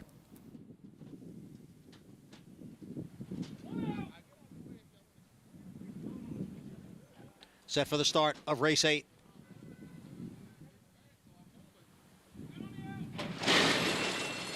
And they're off. Gandy Dancing along with Golani Brigade, and Golani Brigade goes on with it.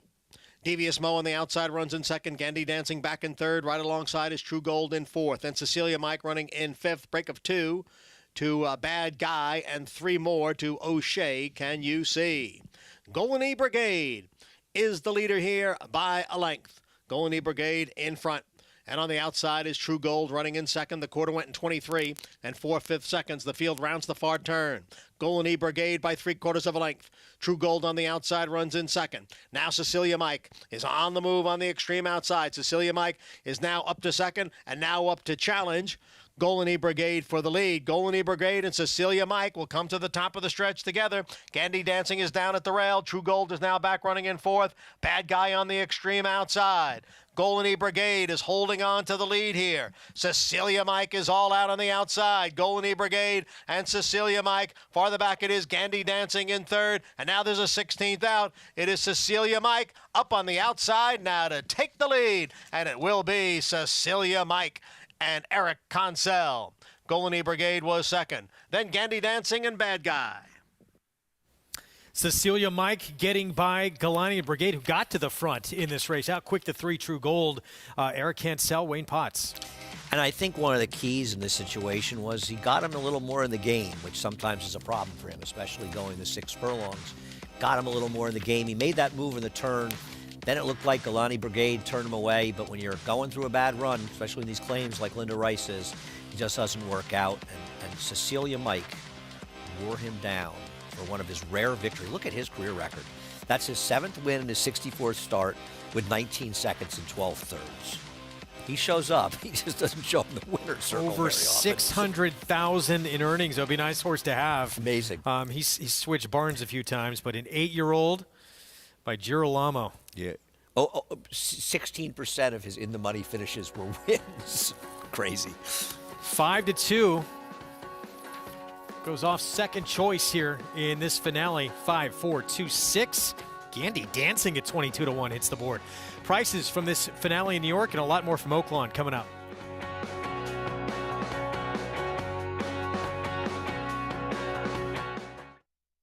Like father, like son. The start of Palace Malice's career at stud closely resembles that of his sire, Curlin. Curlin was the sire of 2 first crop graded stakes winners, while Palace Malice was the sire of 3 first crop graded stakes winners. Subsequent to Structer's Breeders' Cup victory, he attracted a stellar group of 200 outstanding mares who will shape the future of this promising young son of Curlin. With his best crop of yearlings to date, now is the time to breed.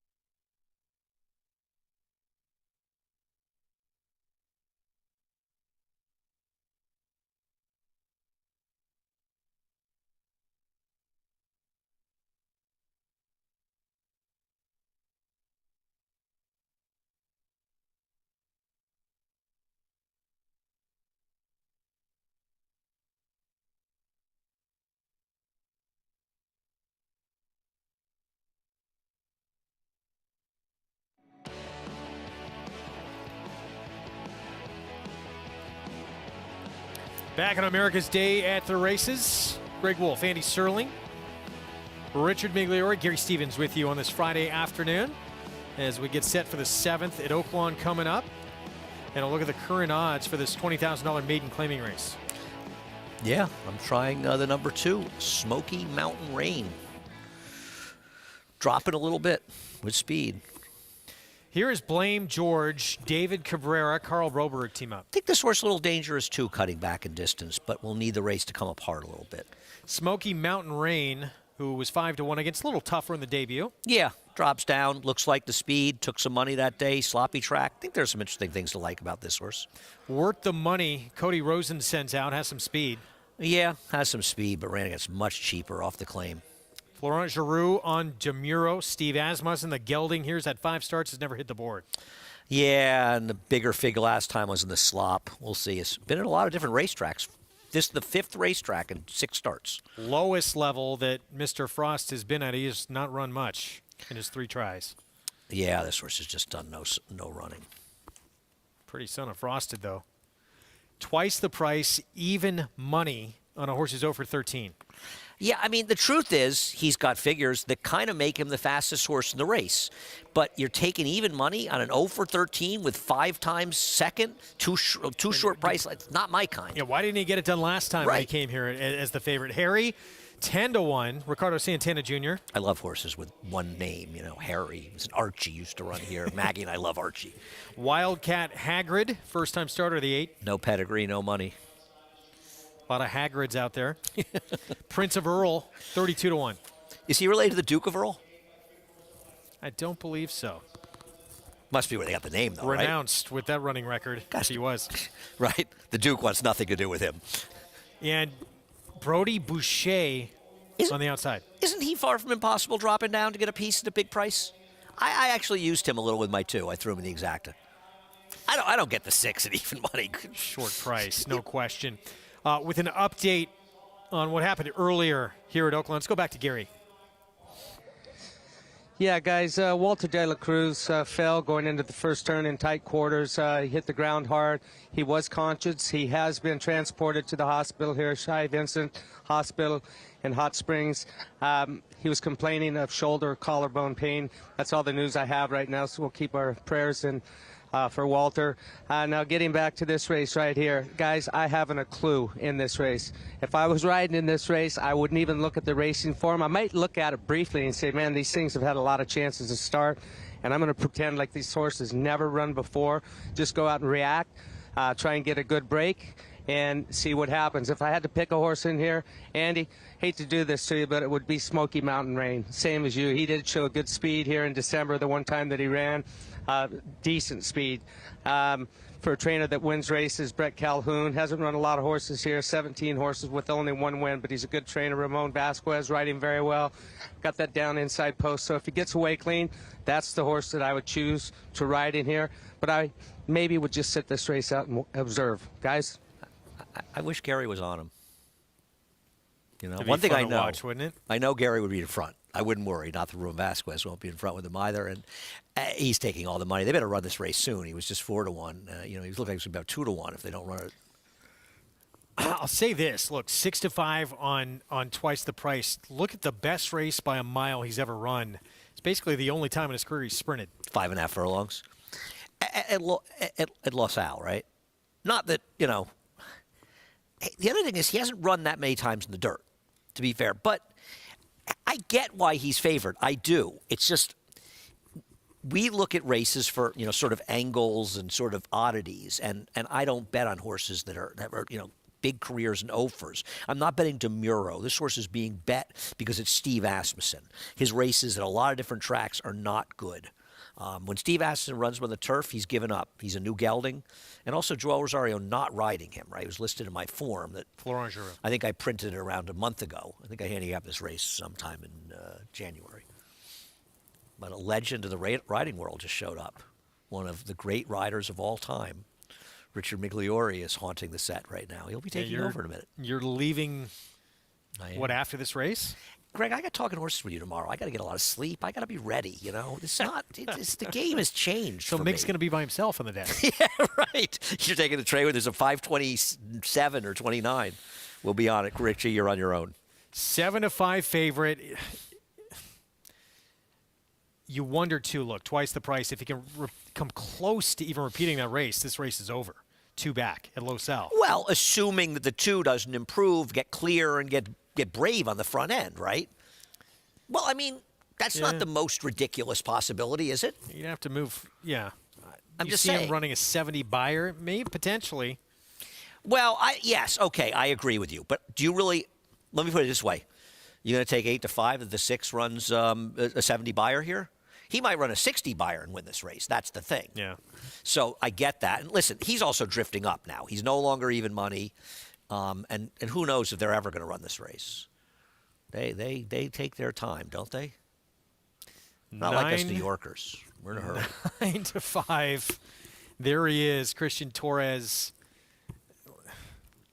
on the horse to beat. I have an Uncle Harry. Should I be picking the 7s? Why not Hagrid? We have a rider off. That's the 2, maybe? Yeah. Sure. So that's the speedster. Gary and I liked him. It's Ramon Vasquez who'll wait to hop back aboard. Do you have a Hagrid? Do you have an uncle? Do you have a Hagrid in the family? Is this something I don't know a lot of could Hagrids except from Harry Potter. Oh, is that a Harry Potter? And sorry, I'm not big at Harry Potter. I'm too intellectual. That horse, 2, the 3. We'll see if that horse can put any pressure on the 2 next door. 6, though, is the 1 to beat. Twice the price. Jerry Hollendorfer, Christian Torres. Let's go to Vic Stauffer. Here's the 7th from Oaklawn.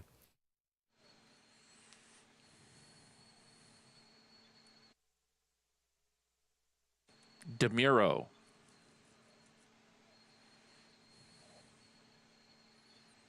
Two more now. Mr. Frost and Brody Boucher.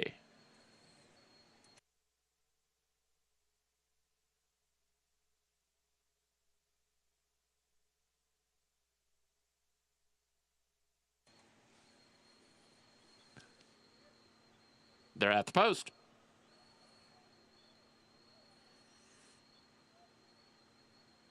They're off. Worth the money and Mr. Frost, twice the price, and Blame George. Then comes Smoky Mountain Rain, followed by Brody Boucher and Prince of Earl. DeMuro is next, then Harry, and the trailer is Wildcat Hagrid. 3 of them quick up the backstretch with Worth the Money. Blame George is in a very tight spot. He might have to get out of there. Between horses Smoky Mountain Rain and a 3-wide Harry. Then it's 3.5 back to Twice the Price. He's 5th and about 4 from the front. 2.5 lengths to Brody Boucher and at the rail, DeMuro.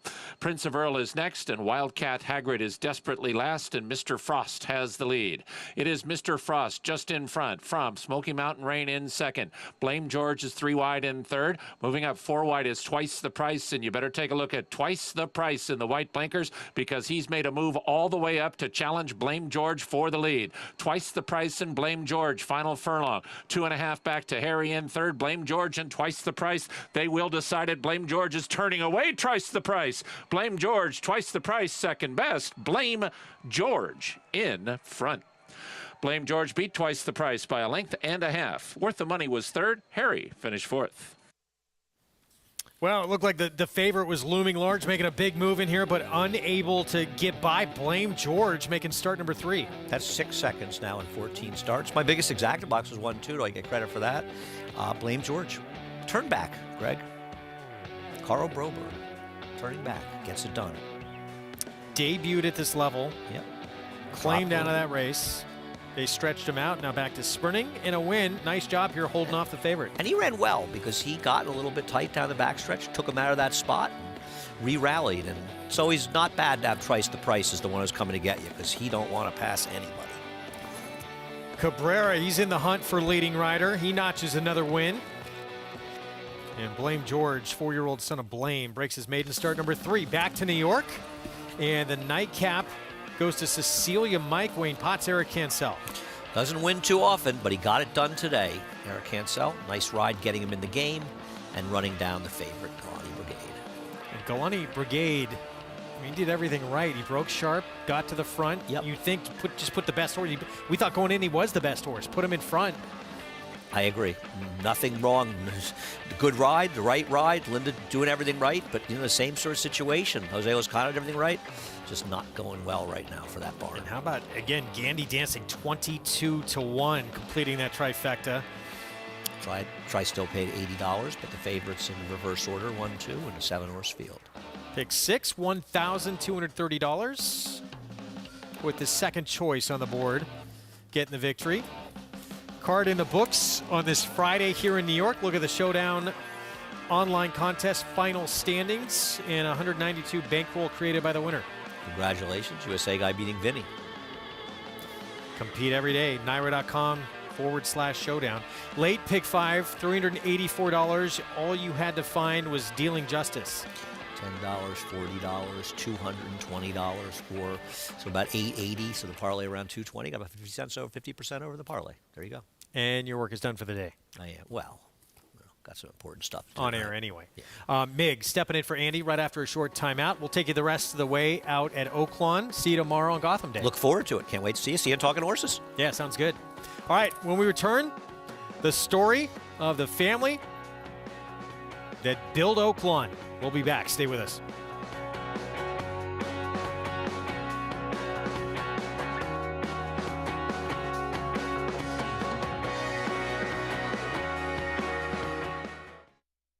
This proven son of Giants Causeway has sired 7 millionaires. With over 10% stakes performers, his recent top runners include Tarabi, placed in the Grade 1 Spinaway and Breeders' Cup Juvenile Fillies, Grade 2 winner Plum Ali, multi-millionaire Shivaji, plus these standout performers.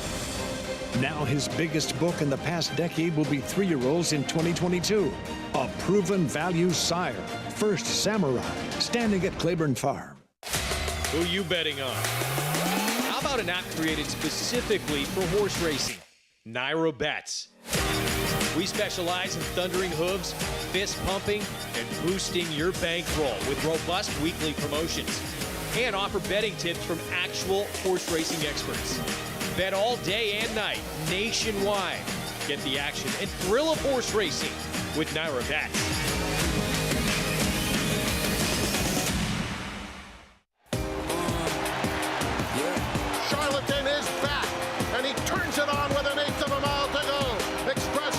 Into second, Nashville dropping out of it, and then Collusion Illusion. What a spectacular return for Charlatan, who will romp in the run-happy Malibu Stakes by 4.5 emphatic lengths. Charlatan, ultra impressive. It's a new day for a new king.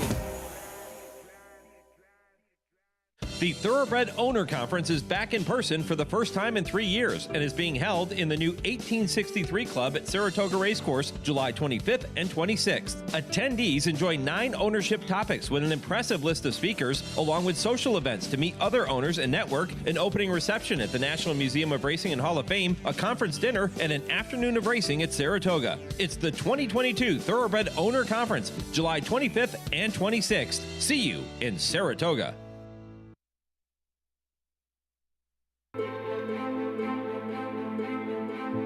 First and foremost, it's a family operation. It's fun to be a 4th generation president of Oaklawn and to see how we've grown. We've been in the same location.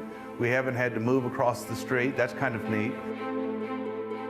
It is about racing at Oaklawn. We tell everyone, especially our new employees, it's racing first. My great-grandfather, Louis Sella, built it in 1904.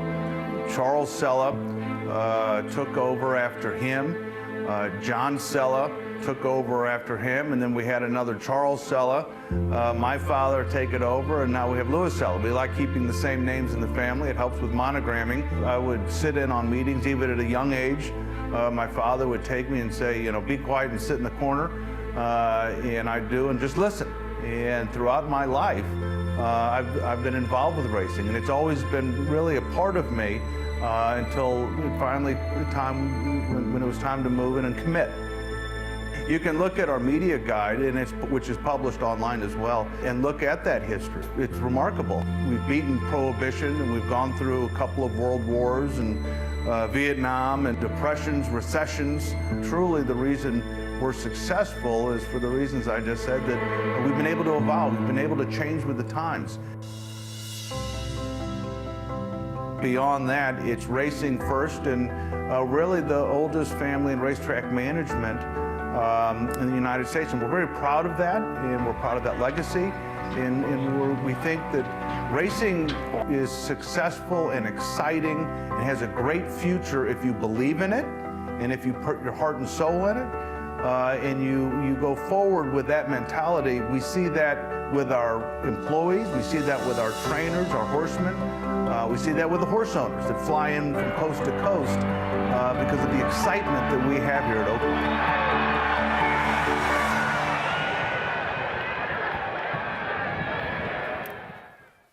Sella family done so much to make Oaklawn and Hot Springs a destination, not just for racetrack fans, but just an incredible town, and Oaklawn's in the center of it all. Program brought to you, of course, by America's Best Racing. For the love of the race, visit americasbestracing.net today. Greg Wolf with the MIG. Good to have you indoors and on the desk. Yeah, I'm kind of happy to get inside. It was a little bit chilly out there. Got rid of my hat. I got hat head, but hat hair now. But yeah, just a great card here at Aqueduct finished up, and now we finished strong with some Oaklawn racing. And I love the town, by the way, Hot Springs. It's so much fun there, and it's so much like Saratoga that everybody's talking about what happened at the races that day and anticipating what's going to happen the next day. It's so much fun. Everybody's got a racing form in their hands when they're out to dinner. It's the truth. And Yeah. again, just the conversation, the buzz is about some performance that afternoon and looking forward to some, horse or jockey or some event, some stake the next day. Back in the 7th, Blame George getting by the favorite for the victory. That was the 6 in here, twice the price, who made a big move but then flattened out in the stretch. Blame George breaks his maiden here, start number 3. Yeah, and very game, kind of worked his way out off the rail and was in between horses but kept fighting, and nice job there. Carl Broberg with David Cabrera, who's been having a real good Oaklawn Park stand like he did last year. Right in the mix. He's the only guy who has upended Ricardo Santana Jr. in the last decade at this meet. And he's got a chance to do it again this year. We'll see. He's one of 3 riders right in the mix along with Arrieta and Santana. $14.80 on the 4-year-old son of Blame. Twice the price, worth the money. Round out that trifecta. 8th race is next. Mile and a 16th, 40,000 starter allowance. And a look at the current odds. Exulting Mike Maker and Ricardo Santana Jr. The ones to beat right now in our feature. A 10-time winner has won over $675,000. A horse that shows up every time, and it's been very good at Oaklawn as well. 4 for 10 at Oaklawn Park. And I put a lot of credence in that, Greg. Horses that run well at a place like Oaklawn, that form seems to carry over. I think it's a little bit of different surface, and some horses handle it better than others.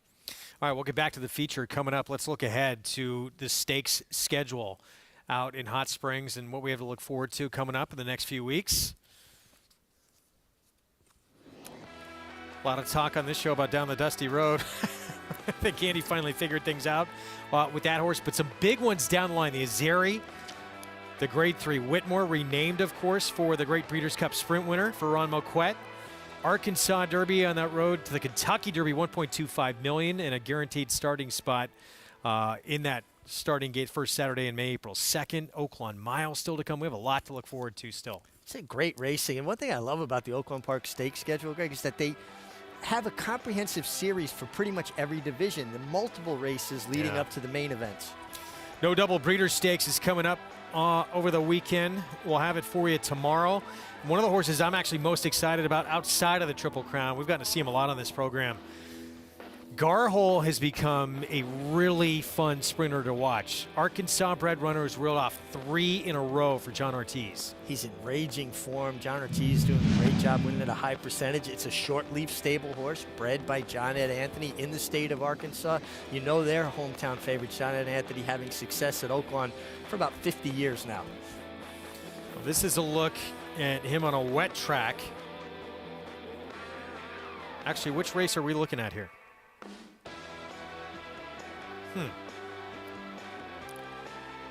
Listed as a fast track, so wondering if that's the right race.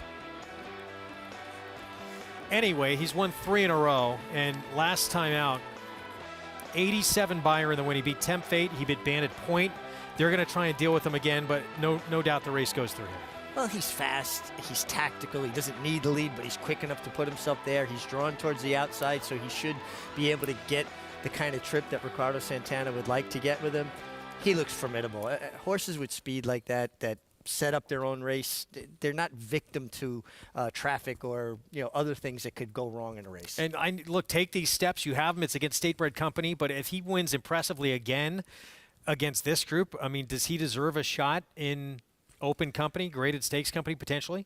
Well, the way he's been handling Arkansas breds, if he wins again convincingly, you got to think at some point they've got to step outside their comfort zone and give it a try. Now, Oaklawn runs all the way to Kentucky Derby Day, so there are more opportunities to run against Arkansas breds. After that, not so much. So they do have options at this point. Well, Gary Stevens would love to have a say on what happens in the No Double Breeders coming up tomorrow. With more on the race, let's check in with him. Gary. Yeah, guys, I got a phone call from Jose Santos, David Cabrera's agent, the other morning, actually a text asking if I was open to ride Mrs. Beans in the no double. It took me about 0.5 seconds to text him back. Yes, I am. Thank you.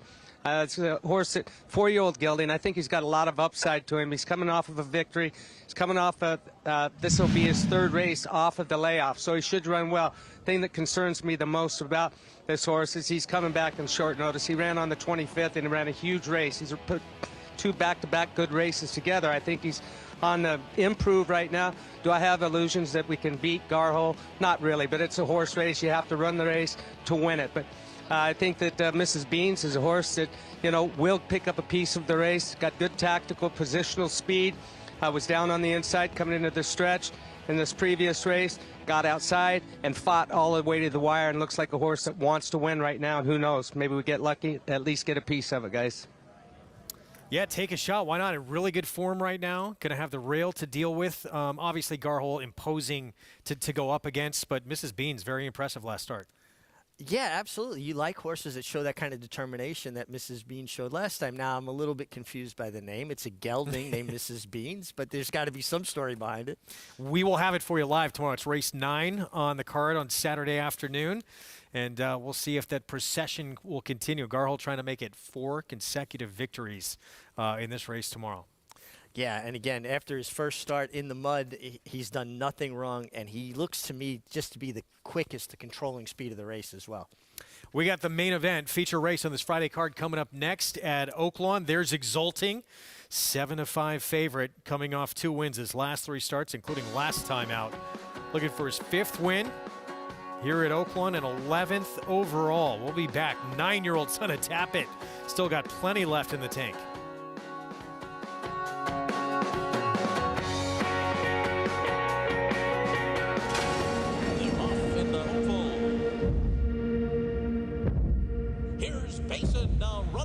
Side, and Basin grabs the lead.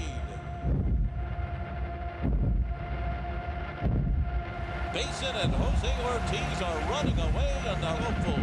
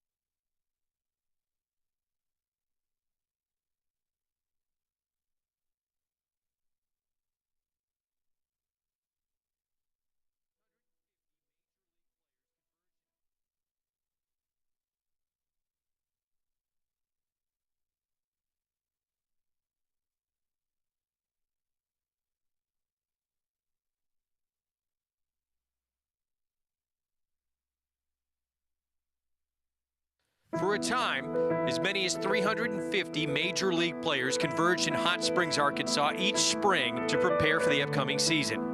Ownership felt they needed to boil out the alcoholic microbes. Hot Springs was known as a place that had therapeutic waters, and they came for that reason. And then the ball players turned out to love it because they really not only did get in shape, but they had a great time. By the 1930s, nearly half of all major league teams had, at some point, used Hot Springs as their spring training base. Plus, about half of all prominent ball players visited Hot Springs individually. Babe Ruth used to visit Hot Springs to work his way into shape, a place to prepare for spring training. In fact, the Babe even used the hot healing waters to recover from influenza. This wall at the Gangsters Museum of America in Hot Springs represents the long list of Hall of Fame baseball greats who trained here. The winter storm of 2021 is a reminder of why baseball eventually migrated away from Hot Springs. The rain proved to be a disruption, and sometimes even the cold and snow wiped out valuable practice time. Although by the 1930s most teams moved to Florida and Arizona, Hot Springs would continue to be a destination for players to work out before joining their major league squads for decades to come. Incredible history, horse racing, mobsters, moonshine, all of it out in Hot Springs. Our program brought to you in part by Hillendale at Alapa. We have the feature race coming up next here in Hot Springs. Greg Wolf, Richard Migliori with you. Take you the rest of the way here in this 8th at Oaklawn. We talked a lot about exulting in here. What about some of those potentially in this group that can beat them in this spot, including a horse maybe next door like Truculent? Yeah, Truculent runs his race that he ran 2 back when he was able to, control things. That was back in December. He's going to be tough. And I'm not seeing a tremendous amount of speed signed on. Maybe the 4, Indamage, another son of Tappet like Exulting, could have some speed. But if they let Truculent get loose a little bit early, he could get brave and get tough on the lead. And we saw Robertino Diodoro. We know he's too good a trainer for that to go on. We saw him get a win, kind of break through earlier. We'll see if he can keep it going. Get another win here in this 8th coming up. We'll get you out for the post parade in just a little bit. 3-2. All this money right now on Exulting, who's not going to be far behind either. He's got tactical speed. There he is, and just remarkable at 9 years old that he can still compete at this level. I mean, he was not that long ago. Just a few starts back, late August last summer, was in a grade 3, and he was competitive. Yeah, no, he's a consistent, hard-knocking kind of runner. He's gotten into this habit, and he always had it, but it's gotten a bit more pronounced where at times he'll get to drifting through the stretch. And, I don't think it's any concern because obviously he wins doing it, but I always wonder, when horses start kind of that recurring habit. He was pretty straight here until the last 16th mile. Maybe it's when he starts hitting the front, or maybe when Ricardo Santana goes at him with the left-handed crop, he gets to kind of wandering around a bit. But he's a deserving favorite, but this is no layup by any means, Greg. It took him a long while to really find his best stride there. What do you expect? I mean, he's getting up there in age, but he's still producing. Meanwhile, in the background there you see decision maker Tom Van Berg. He is going to come from pretty far out of it. He would likely need some help up front. And do you see enough pace sign on to kind of help his cause? I don't. I mean, this horse won going 1.25 miles at Churchill Downs on the dirt, coming from well off the pace. But is he going to get the help that he may need? I don't believe so from a pace standpoint. Yeah, it doesn't appear that's going to be the case. He won at 1.25 miles when he did get a little bit of pace help. 2 back, got up to win by a head from the 8 path to get this win. Yeah, he was very wide turning for home, but they did go 47-4, sub 48 half for 1.25 mile race for this level of horses is quick. And he got everything he wanted that way. Did have to come wide, and then, had to be game, had to fight for it and got it done. I just don't think the race is going to shape up well for his style. He's 7-2 right now, 3rd choice on the board. That's a lot of money on Exulting. Truculent, Ramon Vasquez, rider change, is going to be on the 2, who's going to have the rail now. And I guess that's the horse who is going to be leading the way. Well, the start before last in December, he goes wire to wire. They went 1/2 in 48. Comes back in a race going 1.1 1/8, a 16th of a mile further than this race. They got 46-3. That's a very solid half-mile fraction. And he wound up being cast into that kind of chasing position. If he gets to control things, why can't he throw that big race he threw back in December again? 91 buyer in that win when he beat, among others, Cat Daddy, who's the 6 in today's race. Another look at decision maker there. But yeah, there's not a lot of others that have the ability. I guess Indamage, the 4, is the only real other one that can at least try and lay close to the 2 Truculent. You know, Cat Daddy last time showed speed in that fast-paced race that I'm talking about that Truculent came out of, but that's not his normal running style. I'd be surprised if he took that tact again because it certainly wasn't successful for him. Here they come. Post parade coming up. We're going to see Truculent to kick things off. So 3-1 on the horse who should be leading the way. Ramon Vasquez will team up with John Cox, 5-year-old who has been first or second in 9 of his 21 starts. The thing that just jumps off the page is that win gate to wire 2 back. And it came here. Well, and he did get comfortable on the lead. There's a very strong likelihood he could get comfortable on lead again.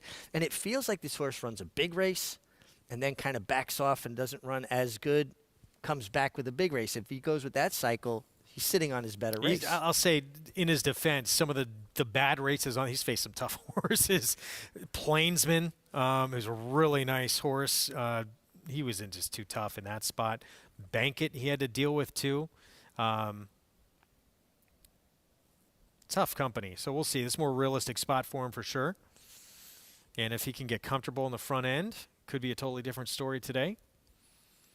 3 for 6 here at Oaklawn. Certainly kind of where he's most comfortable here at Oaklawn. Showing affinity for Oaklawn, gets an inside post, has speed in a race that's questionable as how it's going to play out pace-wise. That simplifies things for Francisco Arrieta. Just go to the lead. Nearly double his age. The 9-year-old 3-2 favorite here, Exulting. 10-time winner, basically wins 25% of his starts. Really on his toes, should be in a stalking position. Indamage, Robertino Diodoro looking for his second today. Looking for his second win. Sometimes all it takes is one win to break out of it. A horse that could be a pace player. Decision maker, he's going to be coming from very far back. Should be coming from very far back and would have liked to have seen more speed signed on here. He's hoping a couple of people take it on. Yeah, Cat Daddy, too, not necessarily slow. He can potentially lay somewhat close. He had back-to-back wins last spring. Yeah, I think they'll probably revert to more of a kind of stalking trip. That's where he seems like he's been most comfortable. And another dead closer to the outside, Ego. John Court will be aboard. He had a $45 winner earlier today on a first-time starter. The ageless wonder, John Court, continuing to get it done. Just incredible. But, again, a horse that style doesn't seem suitable for the trip that he might get. 5 minutes apost. Feature race on this Friday card coming up here from Hot Springs. You can play it with Naira Bets. Download the app. Go to nairabets.com. That's the offer. $200 deposit match sign-up bonus. With that code right there, bonus 200. Bet any track, anywhere, anytime with the app, or go to nairabets.com.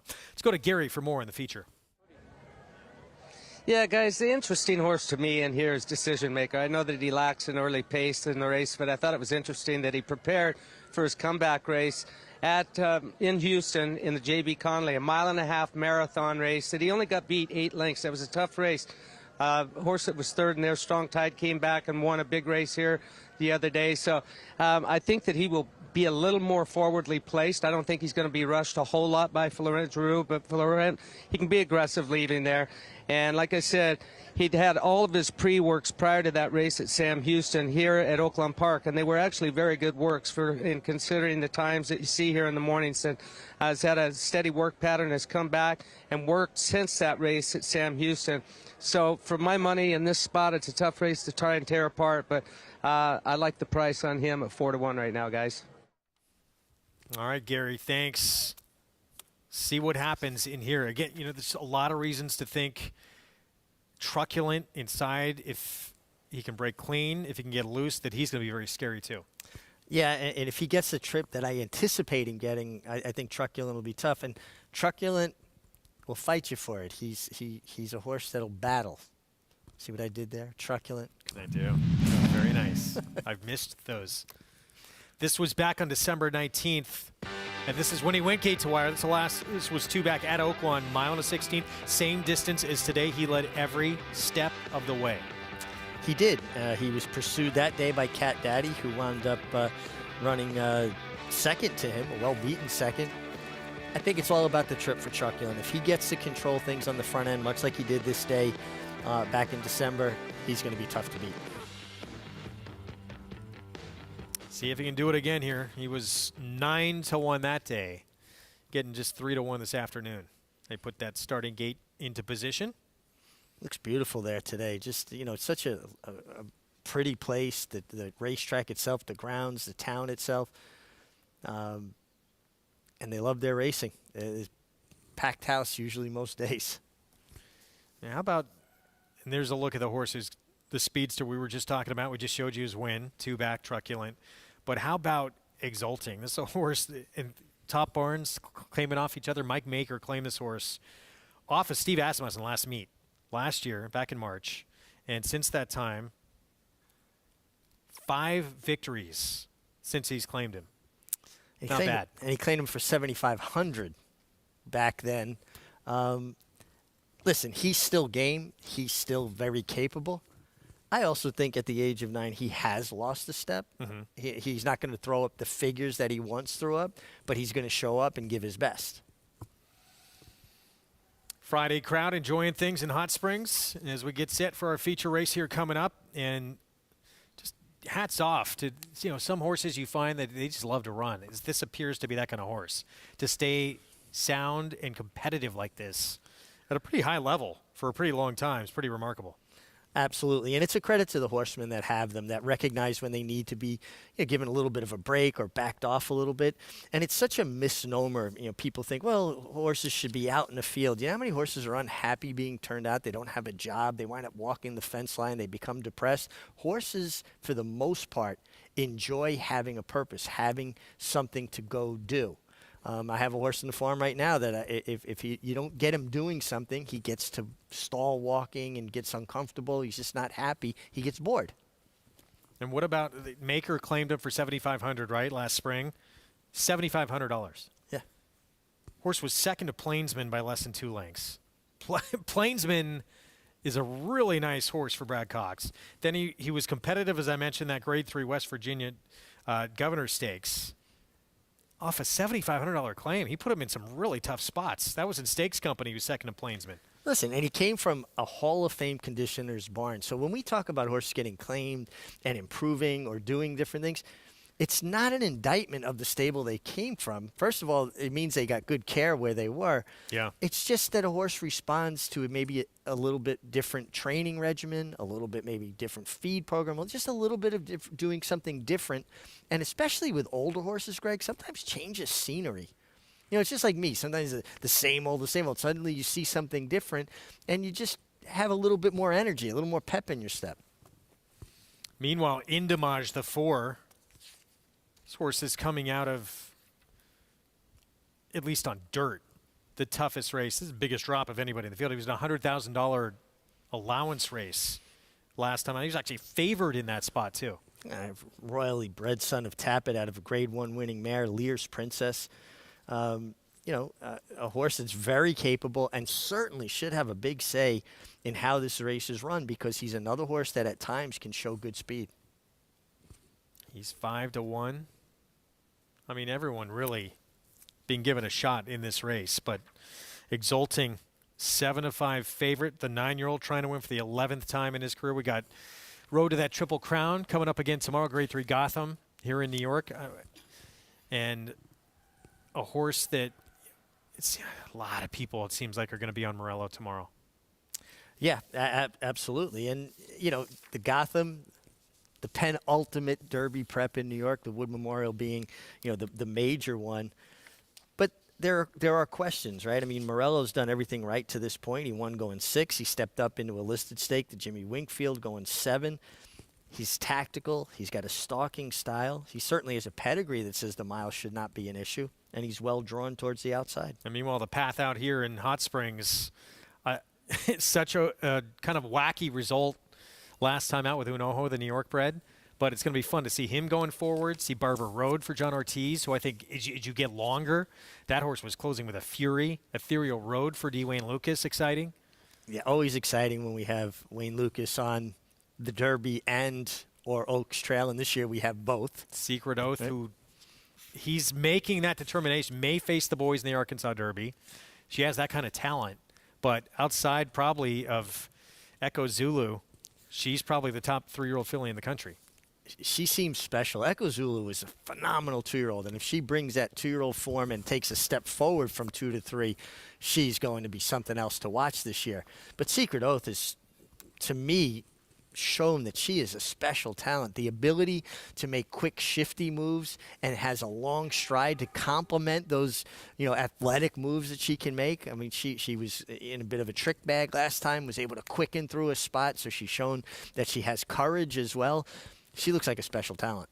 Final prep's going to be fun in Hot Springs. Arkansas Derby, $1.5 million going to be on the line, not to mention getting into that starting gate for the Derby. Exalting the 9-year-old. He's going to break from post 3. Mike Maker, Ricardo Santana Jr., the favorite here in the feature. Let's go to Vic Stauffer.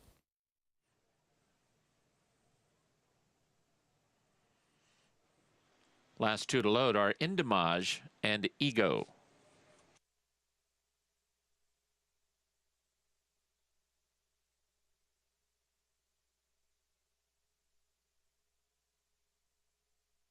They're at the post. They're off. Truculent is asked for speed, so is Cat Daddy. Exalting. Indamage was quarter horsed and can do no better than 4th early. Then Ego, and the early trailer is Decision Maker. It will be Truculent from Exalting at the clubhouse turn. Truculent leads by 2. Exalting is 2nd, now just by a neck, as Indamage is closer. He's 3rd at the rail and 2 from the front. Cat Daddy gallops along in 4th with 2 lengths to make up, and now Indamage is going to try to go through all the way inside of Truculent. They wanted the lead, and they've got it. Indamage, the new leader to the backstretch. Truculent is 2nd. That lands Exalting 3 deep in 3rd. 2.5 now to Cat Daddy in 4th. Then Decision Maker. He's got 6 lengths to make up, and Ego's at the back of the pack as they run up the backstretch with Indamage and Truculent 1-2. Indamage a half length now in front of Truculent in 2nd. The same margin to Exalting. No excuses for the favorite. He's in good striking position, less than 2 from the front. Decision Maker is about to move inside of Cat Daddy, and here's Decision Maker moving nicely at the rail. He's within 3.5 of the lead. Cat Daddy's now 2nd to last. Ego has trailed throughout, and here's Truculent outside of Indamage. Indamage just a half ahead in front of Truculent in 2nd. Decision Maker just ran right by Exalting, and Exalting's in deep water at the top of the stretch. He's back to 4th. New leader, it's Truculent. He's going to have to hold off Decision Maker, who is running a very big race in the center. Truculent just a neck. Decision Maker alongside, and those two come to the final 16th together. Decision Maker outside. Truculent inside, and there are trading punches to the wire. Decision Maker maybe half ahead. Truculent going to make him work. Decision Maker, Truculent, Decision Maker. Decision Maker beat Truculent. It was 6 back to a photo for 3rd between Ego and Indamage. So much for not enough pace in this race for Decision Maker, and strange that Ramon Vasquez and Truculent kind of relinquished the lead early on. Francisco Arrieta. Rider change. Oh, rider Vasquez, change. Okay, yeah. I didn't have that on my thing. Thank you.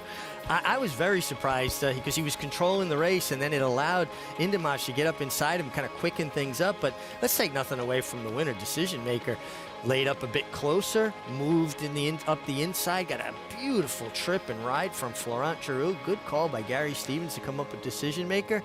And Truculent fought all the way to the wire, just could not hold off a perfect trip Decision Maker. I do question him giving up the fence down the backstretch. And again, you have control of the race, you're relaxed, and now you have company, and it makes your horse quicken up. They went from 24 to 47. That's a 23-quarter in the middle of the race, but winner got a great trip. Exalting, got a feel for him a little bit. A horse that just about every single time shows up, didn't show up today. No, and you could see he was struggling going into the far turn. We're going to take a timeout while the prices from that one when we come back, and we'll have the story of Francisco Arrieta. What a meet he is having, leading the way in just his 2nd full season of riding in Hot Springs. We'll be back. Stay with us.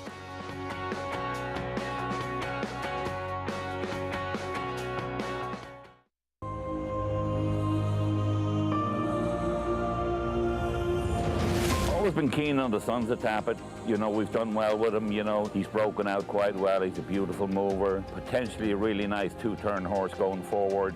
We're really kind of very fond of him. We bought the Tappet filly out of the Blue Eyes in the Rain filly at the Keeneland sale. What we really liked about her was obviously her physique. We liked the way she moved, and we just fell in love with her from the start, really. Tappet, standing at Gainesway. The Fasig-Tipton Gulfstream Sale. We're bringing the heat to Miami once again with a catalog of selected 2-year-olds in training. Recent stars include Grade 1 winner Yaupon, plus graded stakes winners Independence Hall, Heart of Almost, Center Isle, and Cezanne. Burning up the dirt track with selected juveniles by the nation's hottest sires. The Fasig-Tipton Gulfstream Sale. Selected 2-year-olds in training, March 30th in Hallandale Beach, Florida. Where will you be? Undefeated Grade 1 winner Mastery was a multiple graded stakes winner at 2, including this victory in the Los Alamitos Cash Call Futurity. Now his progeny are bringing top dollar in the sales ring, and his first runners are hitting the track.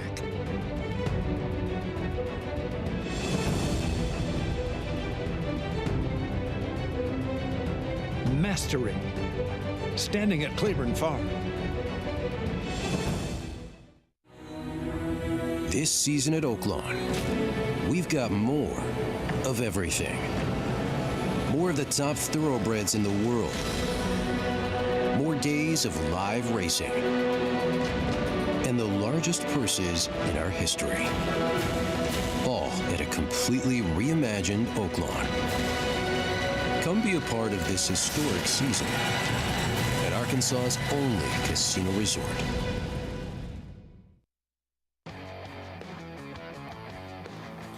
We're back on America's Day at the Races, program brought to you where you can play it all at Naira Bets. Download the app or go to nairabets.com and bet any track, anywhere, anytime. Decision Maker appeared to be up against it from a pace standpoint.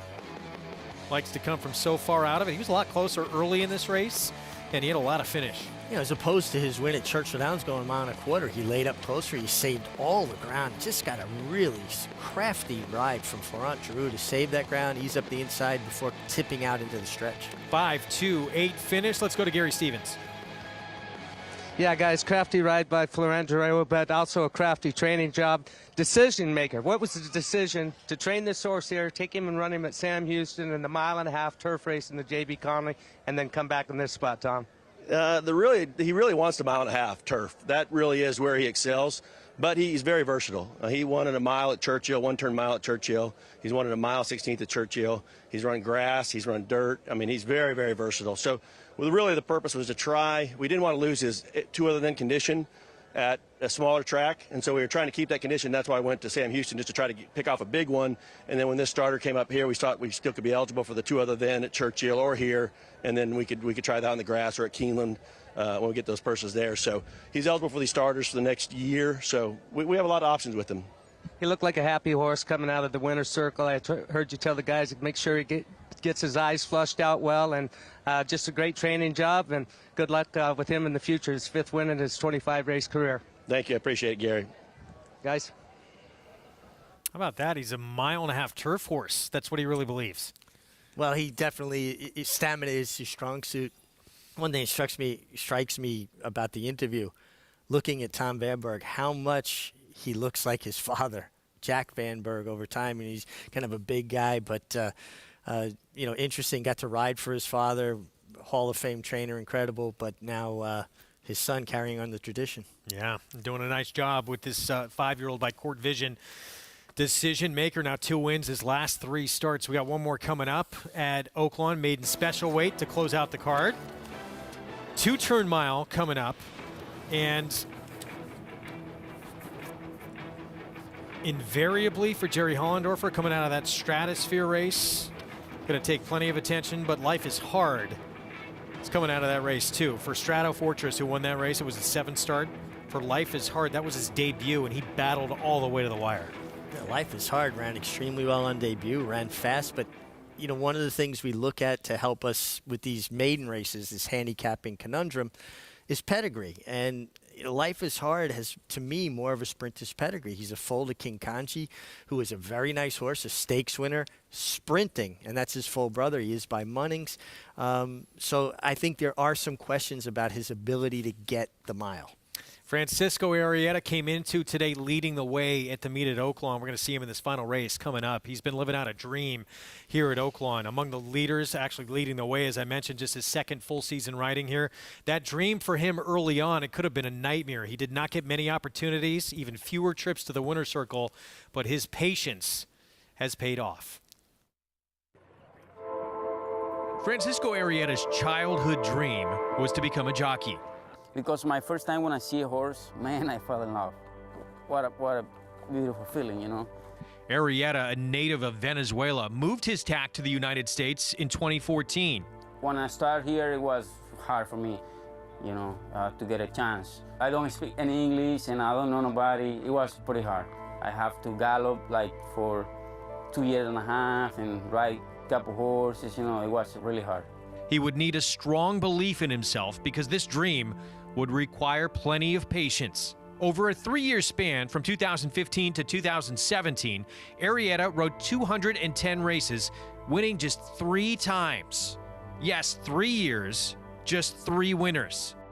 For sure, I work every day, you know, almost don't no day off, you know, working hard. But patience, work ethic, and faith in God would lead Arrieta to finally break through as leading rider at smaller tracks off the beaten path. I was in New York at the time. I started working for Robertino Dodoro, galloping, and I galloped for him like a year, and I asked him for ride horse, you know, and the opportunity didn't come in New York, so they moved to Arizona, so I asked him to give me the opportunity. So finally I moved with my family to Arizona and I started riding over there. And that was unbelievable after that. It's going to be Senor Friday to win the Turf Paradise Derby. He's one of the hardest workers. You know, he's a very good worker, got a good attitude. He's a good rider. He's, you know, he's a kid that started right from the bottom up, paid his dues, and it was just 3-4 years ago where he was galloping and picking up claimed horses for us at Saratoga during the summer to make extra money. So he's come a long way in a short period. Like I said, he's a kid that started right from the bottom. So got to give guys like him a lot of credit. Then Arrieta came to Oaklawn for the first time in 2021, and he won 50 races, finishing 3rd in the jockey standings. On the year, Arrieta's mounts earned $5.5 million, compared to $62,000 just 4 years earlier. I like Arkansas, you know. It's a nice place, nice people around here. I used to be happy to be here, you know, and it's not hard to ride in this racetrack, you know, it's easy. He also recorded his first Oaklawn Stakes victory in The Bachelor, aboard Jackson Traveler for Hall of Fame trainer Steve Asmussen. Well, I just remember that was a nice horse. He just break and go to the lead. That was an easy winner, you know, nice horse. Jackson Traveler beat the gate and beats The Bachelor. Jackson Traveler in front. For the boy who started riding in Venezuela at age 16, it's been a long, winding 16-year journey. About 4 or 5 years, I was, Mom, I want to be a rider. She said, no. I told her, let me be a rider. I want to be a champion, you know. Don't worry about it. It took me 10 years to win my first title, leading rider. 10 years, working hard, no day off, no vacation or nothing, you know. So, but here I am. Leading the way, Francisco Arrieta, good for him getting big opportunities to ride for all the best barns right now. It's that hard work, it has paid off. We're going to see him on the 9 Cronus coming up. I love stories like that. Perseverance, hard work. I admire and respect people that work for it. The 2 things I tell young riders is you don't know when you're going to get an opportunity, but it's your responsibility to be ready for it when it comes and work hard. In the morning, go out, see everybody. The only thing you can control is your work ethic. And the other thing is you never know when this career is going to end. For every athlete, there is a last play, a last at bat. For a jockey, there's a last ride. You know, some guys have the fortunate opportunity to pick when they've had enough and they decide, all right, I'm satisfied with my career. Vast majority of jockeys do not get to pick when their last ride comes. They don't know it's their last ride, and then it's too late. You don't have a do-over. You can't go back and say, I should have worked harder. I could have done more with the ability God gave me. So you owe it to yourself to be the very best you can be, because there will be a last ride. Unless, of course, you're John Court and you're going to ride for your entire life. Again, the ageless wonder, John Court, just absolutely fantastic. But I think it's just so important. You have a job where an ambulance follows you around. Don't you owe it to yourself to be the best you can be? Make the most of opportunities while they're there for you. Francisco Arrieta, he has done that. What about Cronus? That's who he's going to ride here. Horse who was just second for maiden 50 last time out. This is a tough race to close it out. It is a tough race, and there's some horses here potentially with big futures. Obviously, the 7 Invariably, and the the 3 Life is Hard, coming out of a really good debut. We're going to take a timeout. When we come back, take a look at the 3-year-old filly division and the Busher coming up on tomorrow's card. Radio Days trying to get back into the winner's circle after her comeback race. She was second best, suffering the first defeat of her career for Shug McGahee. We'll be back.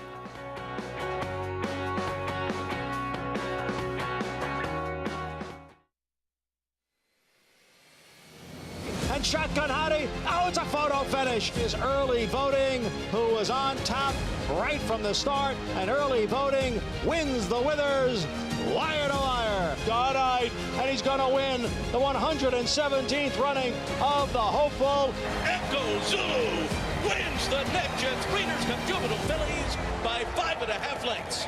3 Chimneys, where dreams are born.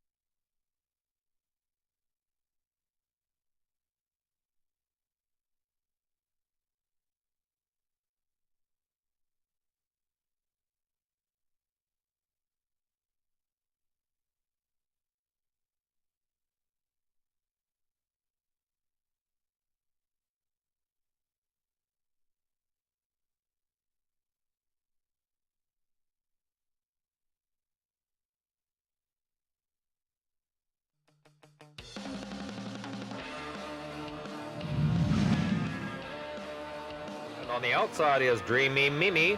Second, drawing alongside, Dreamy Mimi on the outside, now gets the lead. Box Office Gold back into second by 7. Then Soho Sunday is third. They pass the 8th pole. Dreamy Mimi leads by 2, and Box Office Gold is second. Now it's Piccadilly Lily in third. Dreamy Mimi has the lead. Such a distinct riding style. I love watching the Mig in action. That was back in the 1989 Busher on Dreamy Mimi. Yeah, real nice filly for Rusty Arnold. Alex Campbell, the owner, she was so honest. Big, long, strident filly. Beat Box Office Gold, D. Wayne Lucas runner with Chris Antley. But always nice to look back and see these. I kind of forget the details of some of these races, so when you see them, you kind of remember little things. But I remember just really fortunate to pick up this mount. And Rusty Arnold, a tremendous horseman, a really good old school kind of horseman who had a terrific 2021 still getting it done. We play all your greatest hits on this show.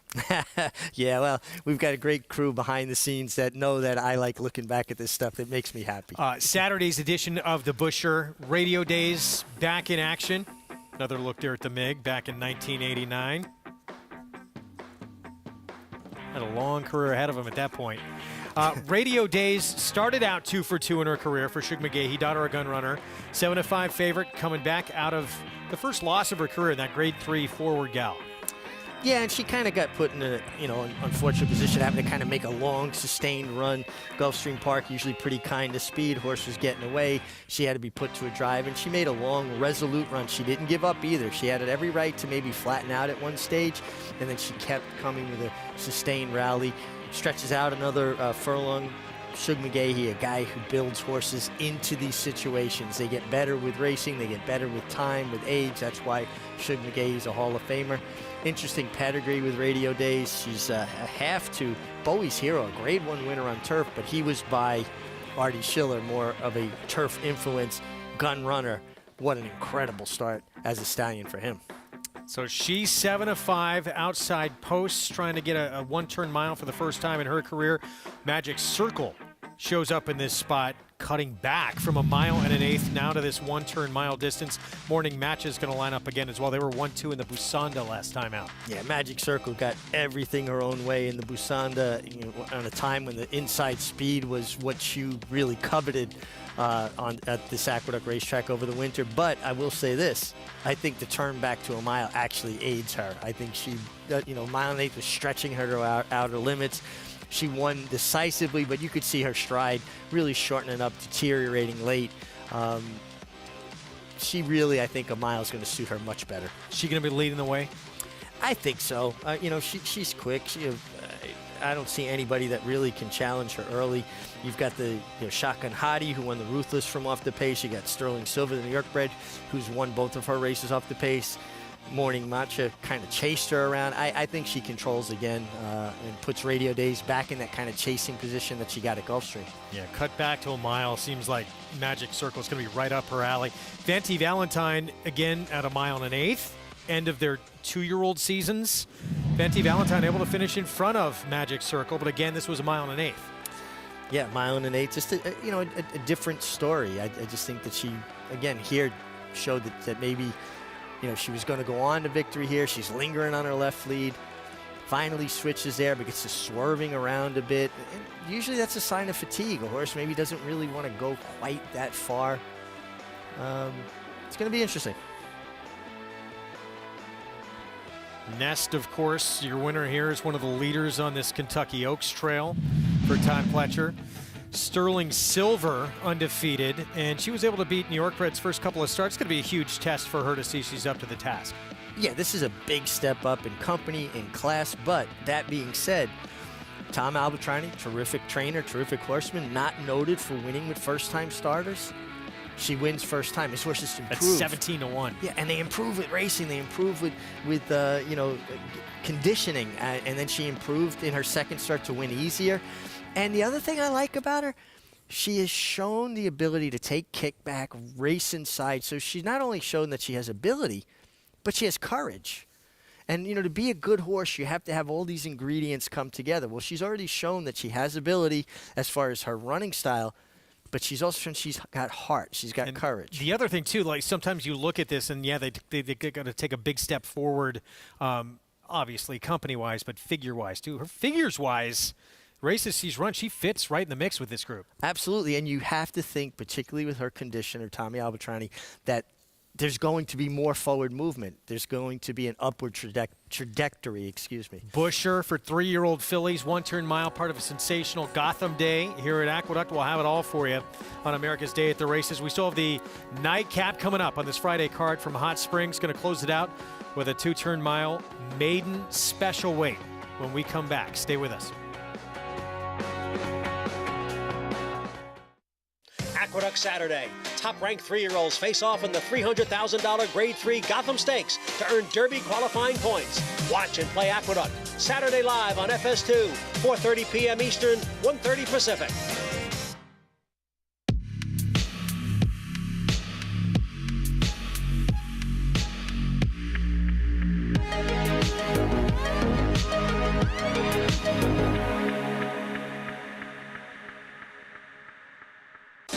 Run Happy, the #1 second prop sire by graded stakes winners and earnings. Run Happy is represented by Smile Happy, the Kentucky Derby individual future pool favorite. A leading dirt sire and now with an exciting Kentucky Derby hopeful. Call Bernie Sams now and book your mare to Eclipse champion Run Happy right now. Run Happy standing in stall 1 at Claiborne Farm. Racetrack Television Network brings you every race, from every track, on every screen, every day. With monthly packages starting as low as $5, RTN gives you great value and access to more live HD streaming and race replays than anyone. Visit RTN.tv today to sign up and watch on almost any device, including Roku and Amazon Fire. Use promo code TRYRTN for a 5-day free trial.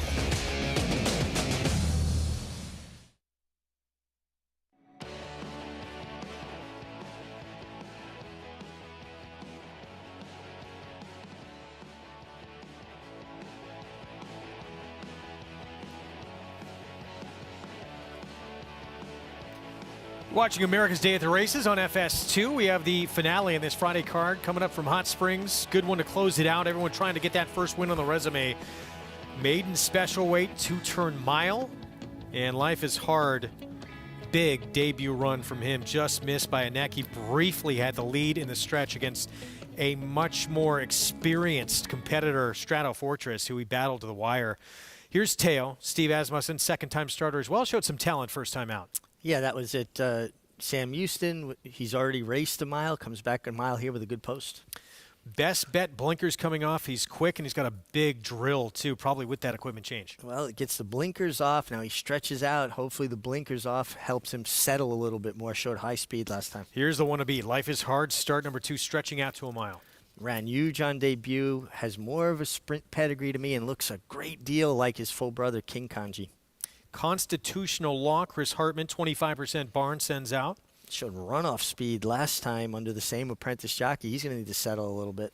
Greatheart, his only start, came off the turf at Belmont. It was October of 2020. Yeah, it was a long time ago, but this is a John Ed Anthony short-leaf stable bred.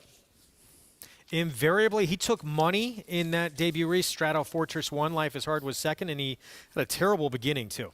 And he's out of Sweet Cat of Mine, a Breeders' Cup winner, a champion, a Santa Anita Oaks winner. This is definitely the horse to beat to me. Russian Alphabet, huge price, 43 to 1.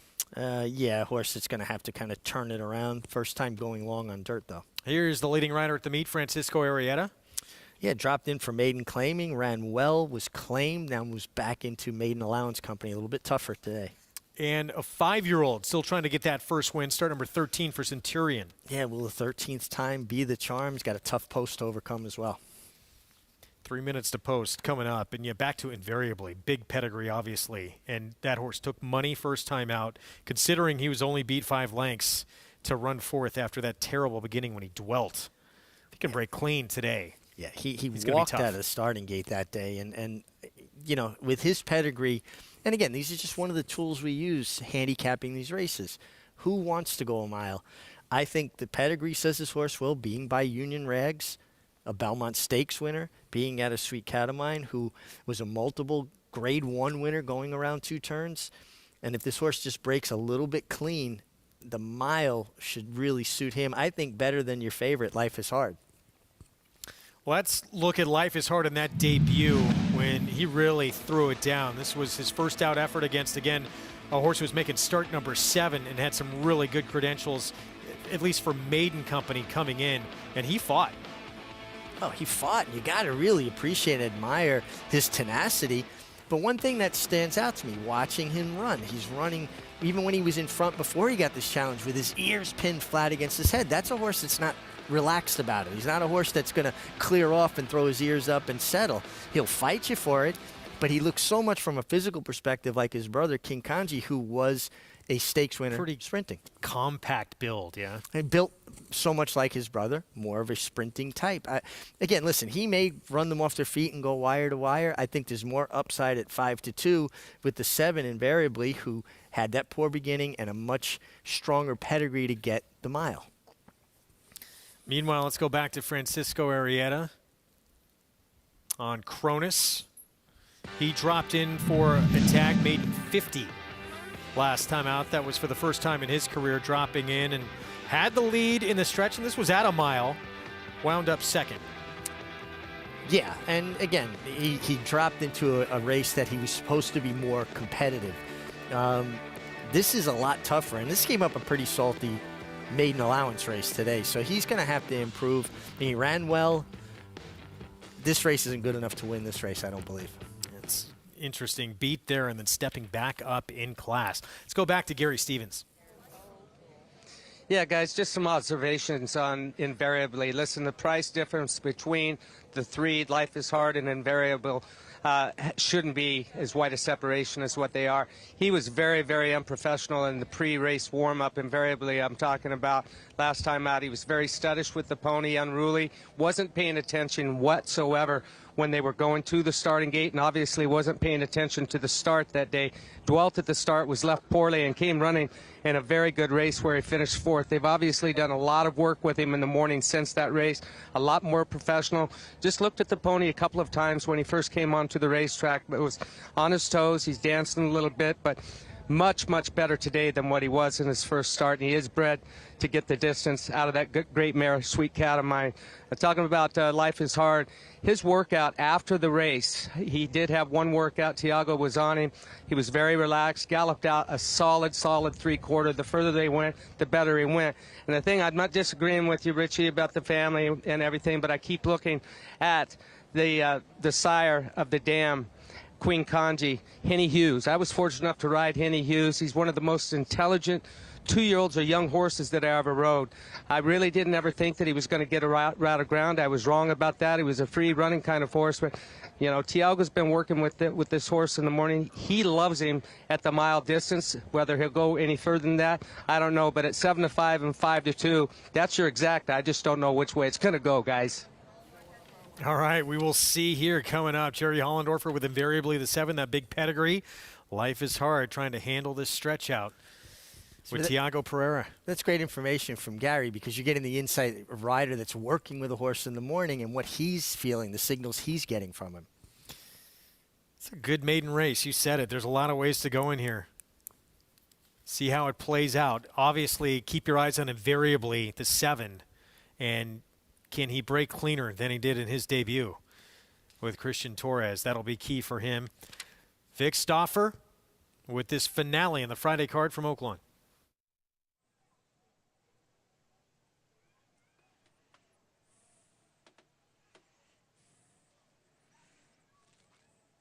Lionel Bologna's off of Russian Alphabet. He'll join him in the gate.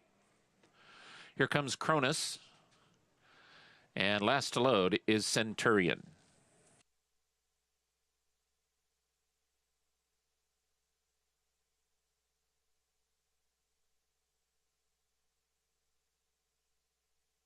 They're at the post. They're off. Good start for Life is Hard and Greatheart. Best Bet is on the inside, then Centurion, followed by Tio and Invariably. Then in the middle of the track, Russian Alphabet, followed by Cronus, and the early trailer is Constitutional Law. In the center of the racetrack, Russian Alphabet is absolutely running off under Leonardo Bolanas, and he is going to go all the way up in the 6th path to take over the lead. So Russian Alphabet is the leader. He's a length and a half in front of Best Bet and Life is Hard. Then comes Tio, 4th at the rail and about 3 from the front. Constitutional Law broke a stride slow, but now he's mid-pack with Invariably outside of him. Then comes Cronus and Greatheart, and the trailer is Centurion as they head up the backstretch, and now Best Bet has taken over the front. It is Best Bet, 3/4 of a length in front of Russian Alphabet in second. Life is Hard is third. He's at the rail and 2 from the front. Constitutional Law stays at the rail. Then comes Tio. He's got 5 lengths to make up. A length and a half to Invariably, Cronus, and Greatheart. Centurion is the trailer, and Life is Hard is at the throat latch of Best Bet. Best Bet is just a half length in front. Life is Hard is second. Here's Tio to move up into third, and Tio is within 2.5 of the front. Invariably, Cronus, and Constitutional Law with with Great Heart. Life is Hard alongside Best Bet. We have a new leader at the top of the stretch. It's Life is Hard, and he comes rolling off the top of the turn. Life is Hard now suddenly 4 lengths in front of Best Bet in second, then Invariably in Cronus. But Life is Hard makes no mistakes today, and he opens up. Wow, this is a big win. Best Bet is going to try to hold second. Life is Hard makes it look easy. Wow. Life is Hard won by, gosh, that's got to be 14.5. Best Bet did hang on for second. It's close for third between Greatheart and Centurion. We've learned over the last about year and a half, if your name starts with Life Is, you're doing pretty good on the racetrack. Life is great, Life is good, now Life is Hard. That was impressive from this horse. Runs them off their feet. Nothing hard about that victory. Man, he came home the last furlong in 12 1/5 too, so he finished the deal and certainly settled nicely, finished well, no problem with the mile whatsoever. Very impressive. Your second choice, Invariably, didn't break particularly well again, but honestly, it just wasn't very good. Just didn't show that much, but not the same for Life is Hard, who made it look very easy. Best Bet all of a sudden looked like he might be in command when he was on the front end, and then Life is Hard just completely blew by him and the rest of this field like they were standing still. Start number 2 stretches out here to a mile, and wow, he looks like he can go even further than a mile off that performance. Well, what Gary Stevens said was very prophetic about Tiago Ferreira working him and how relaxed he felt he was, because he waited on Tiago to ask him, and then he responded. And when you have a horse that waits on the rider's cues, they're always going to overachieve. This was an impressive performance. Big effort. Well, the prices coming up in just a moment. We're back on the Derby Trail. Grade 3 Gotham coming up on Saturday. We will have live coverage here on America's Day at the races. Let's take a look at the New York Road to the Kentucky Derby. Tomorrow picks back up 50 points to the winner of that Gotham. And then April 9th, the big one, that Grade 2 Wood Memorial with 100 points to the winner. First things first, Gotham time. And Morello, among others, back in action. Todd Pletcher, of course, with Dean's List, ABR Race of the Week. Dean's List, he's probably going to be leading the way in this spot, but Morello comes in very formidable off that impressive Jimmy Wingfield. Yeah, and you got to like what you're seeing from Morello. I mean, he's tactical. He's not slow, but he's another horse. We just talked about it. Waits on his rider's cues. Jose Lascano just having so much confidence in him, sitting on him, waiting to set him down. He really, I mean, coming to the 8th pole, hadn't fully set him down. He's looking around for competition, and he won with something left. He was not really overly hard ridden. I think a race that he could definitely continue to improve off of. Toby Sheets, Steve Asmussen's assistant here in New York, does a fantastic job. This was impressive, and he certainly looks like, from a physical perspective and a pedigree perspective, a mile should not be any issue whatsoever. I know, one step at a time, but distance-wise, you think maybe be okay and even maybe potentially better beyond a mile? Or we'll have to wait and see? I think we have to wait and see. I like the way he made the step from 6 to 7. And again, how relaxed he was doing it. Boy, he projects to get a very similar setup than he did in the Wingfield, too, because he's outside and should be stalking from the outside in a very comfortable spot.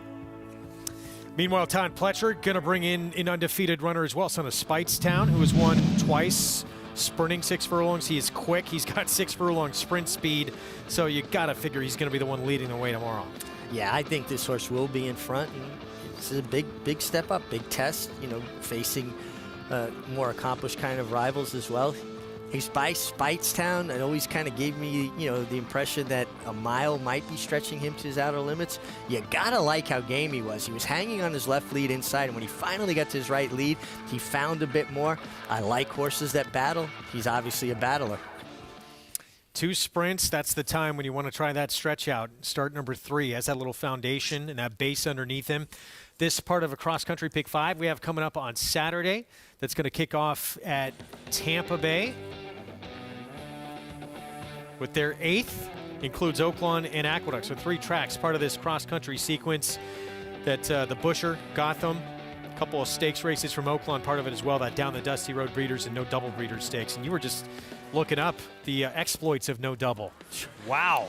No Double, Met Mile winner, Sanity to Handicap winner, Arkansas Derby winner, an Arkansas bred himself, 1981's leading sire in North America. To me, is the most incredible stat right there. 2-time older male champion. Life is Hard takes the nightcap in Hot Springs. He made 8-5 look like a gift with that performance. Start number 2, stretching out to a mile, and no problem at all with the distance. And congratulations, Jimmy DeVito, a really fine horseman. Always nice to see guys that aren't as high profile get a good one in their barn.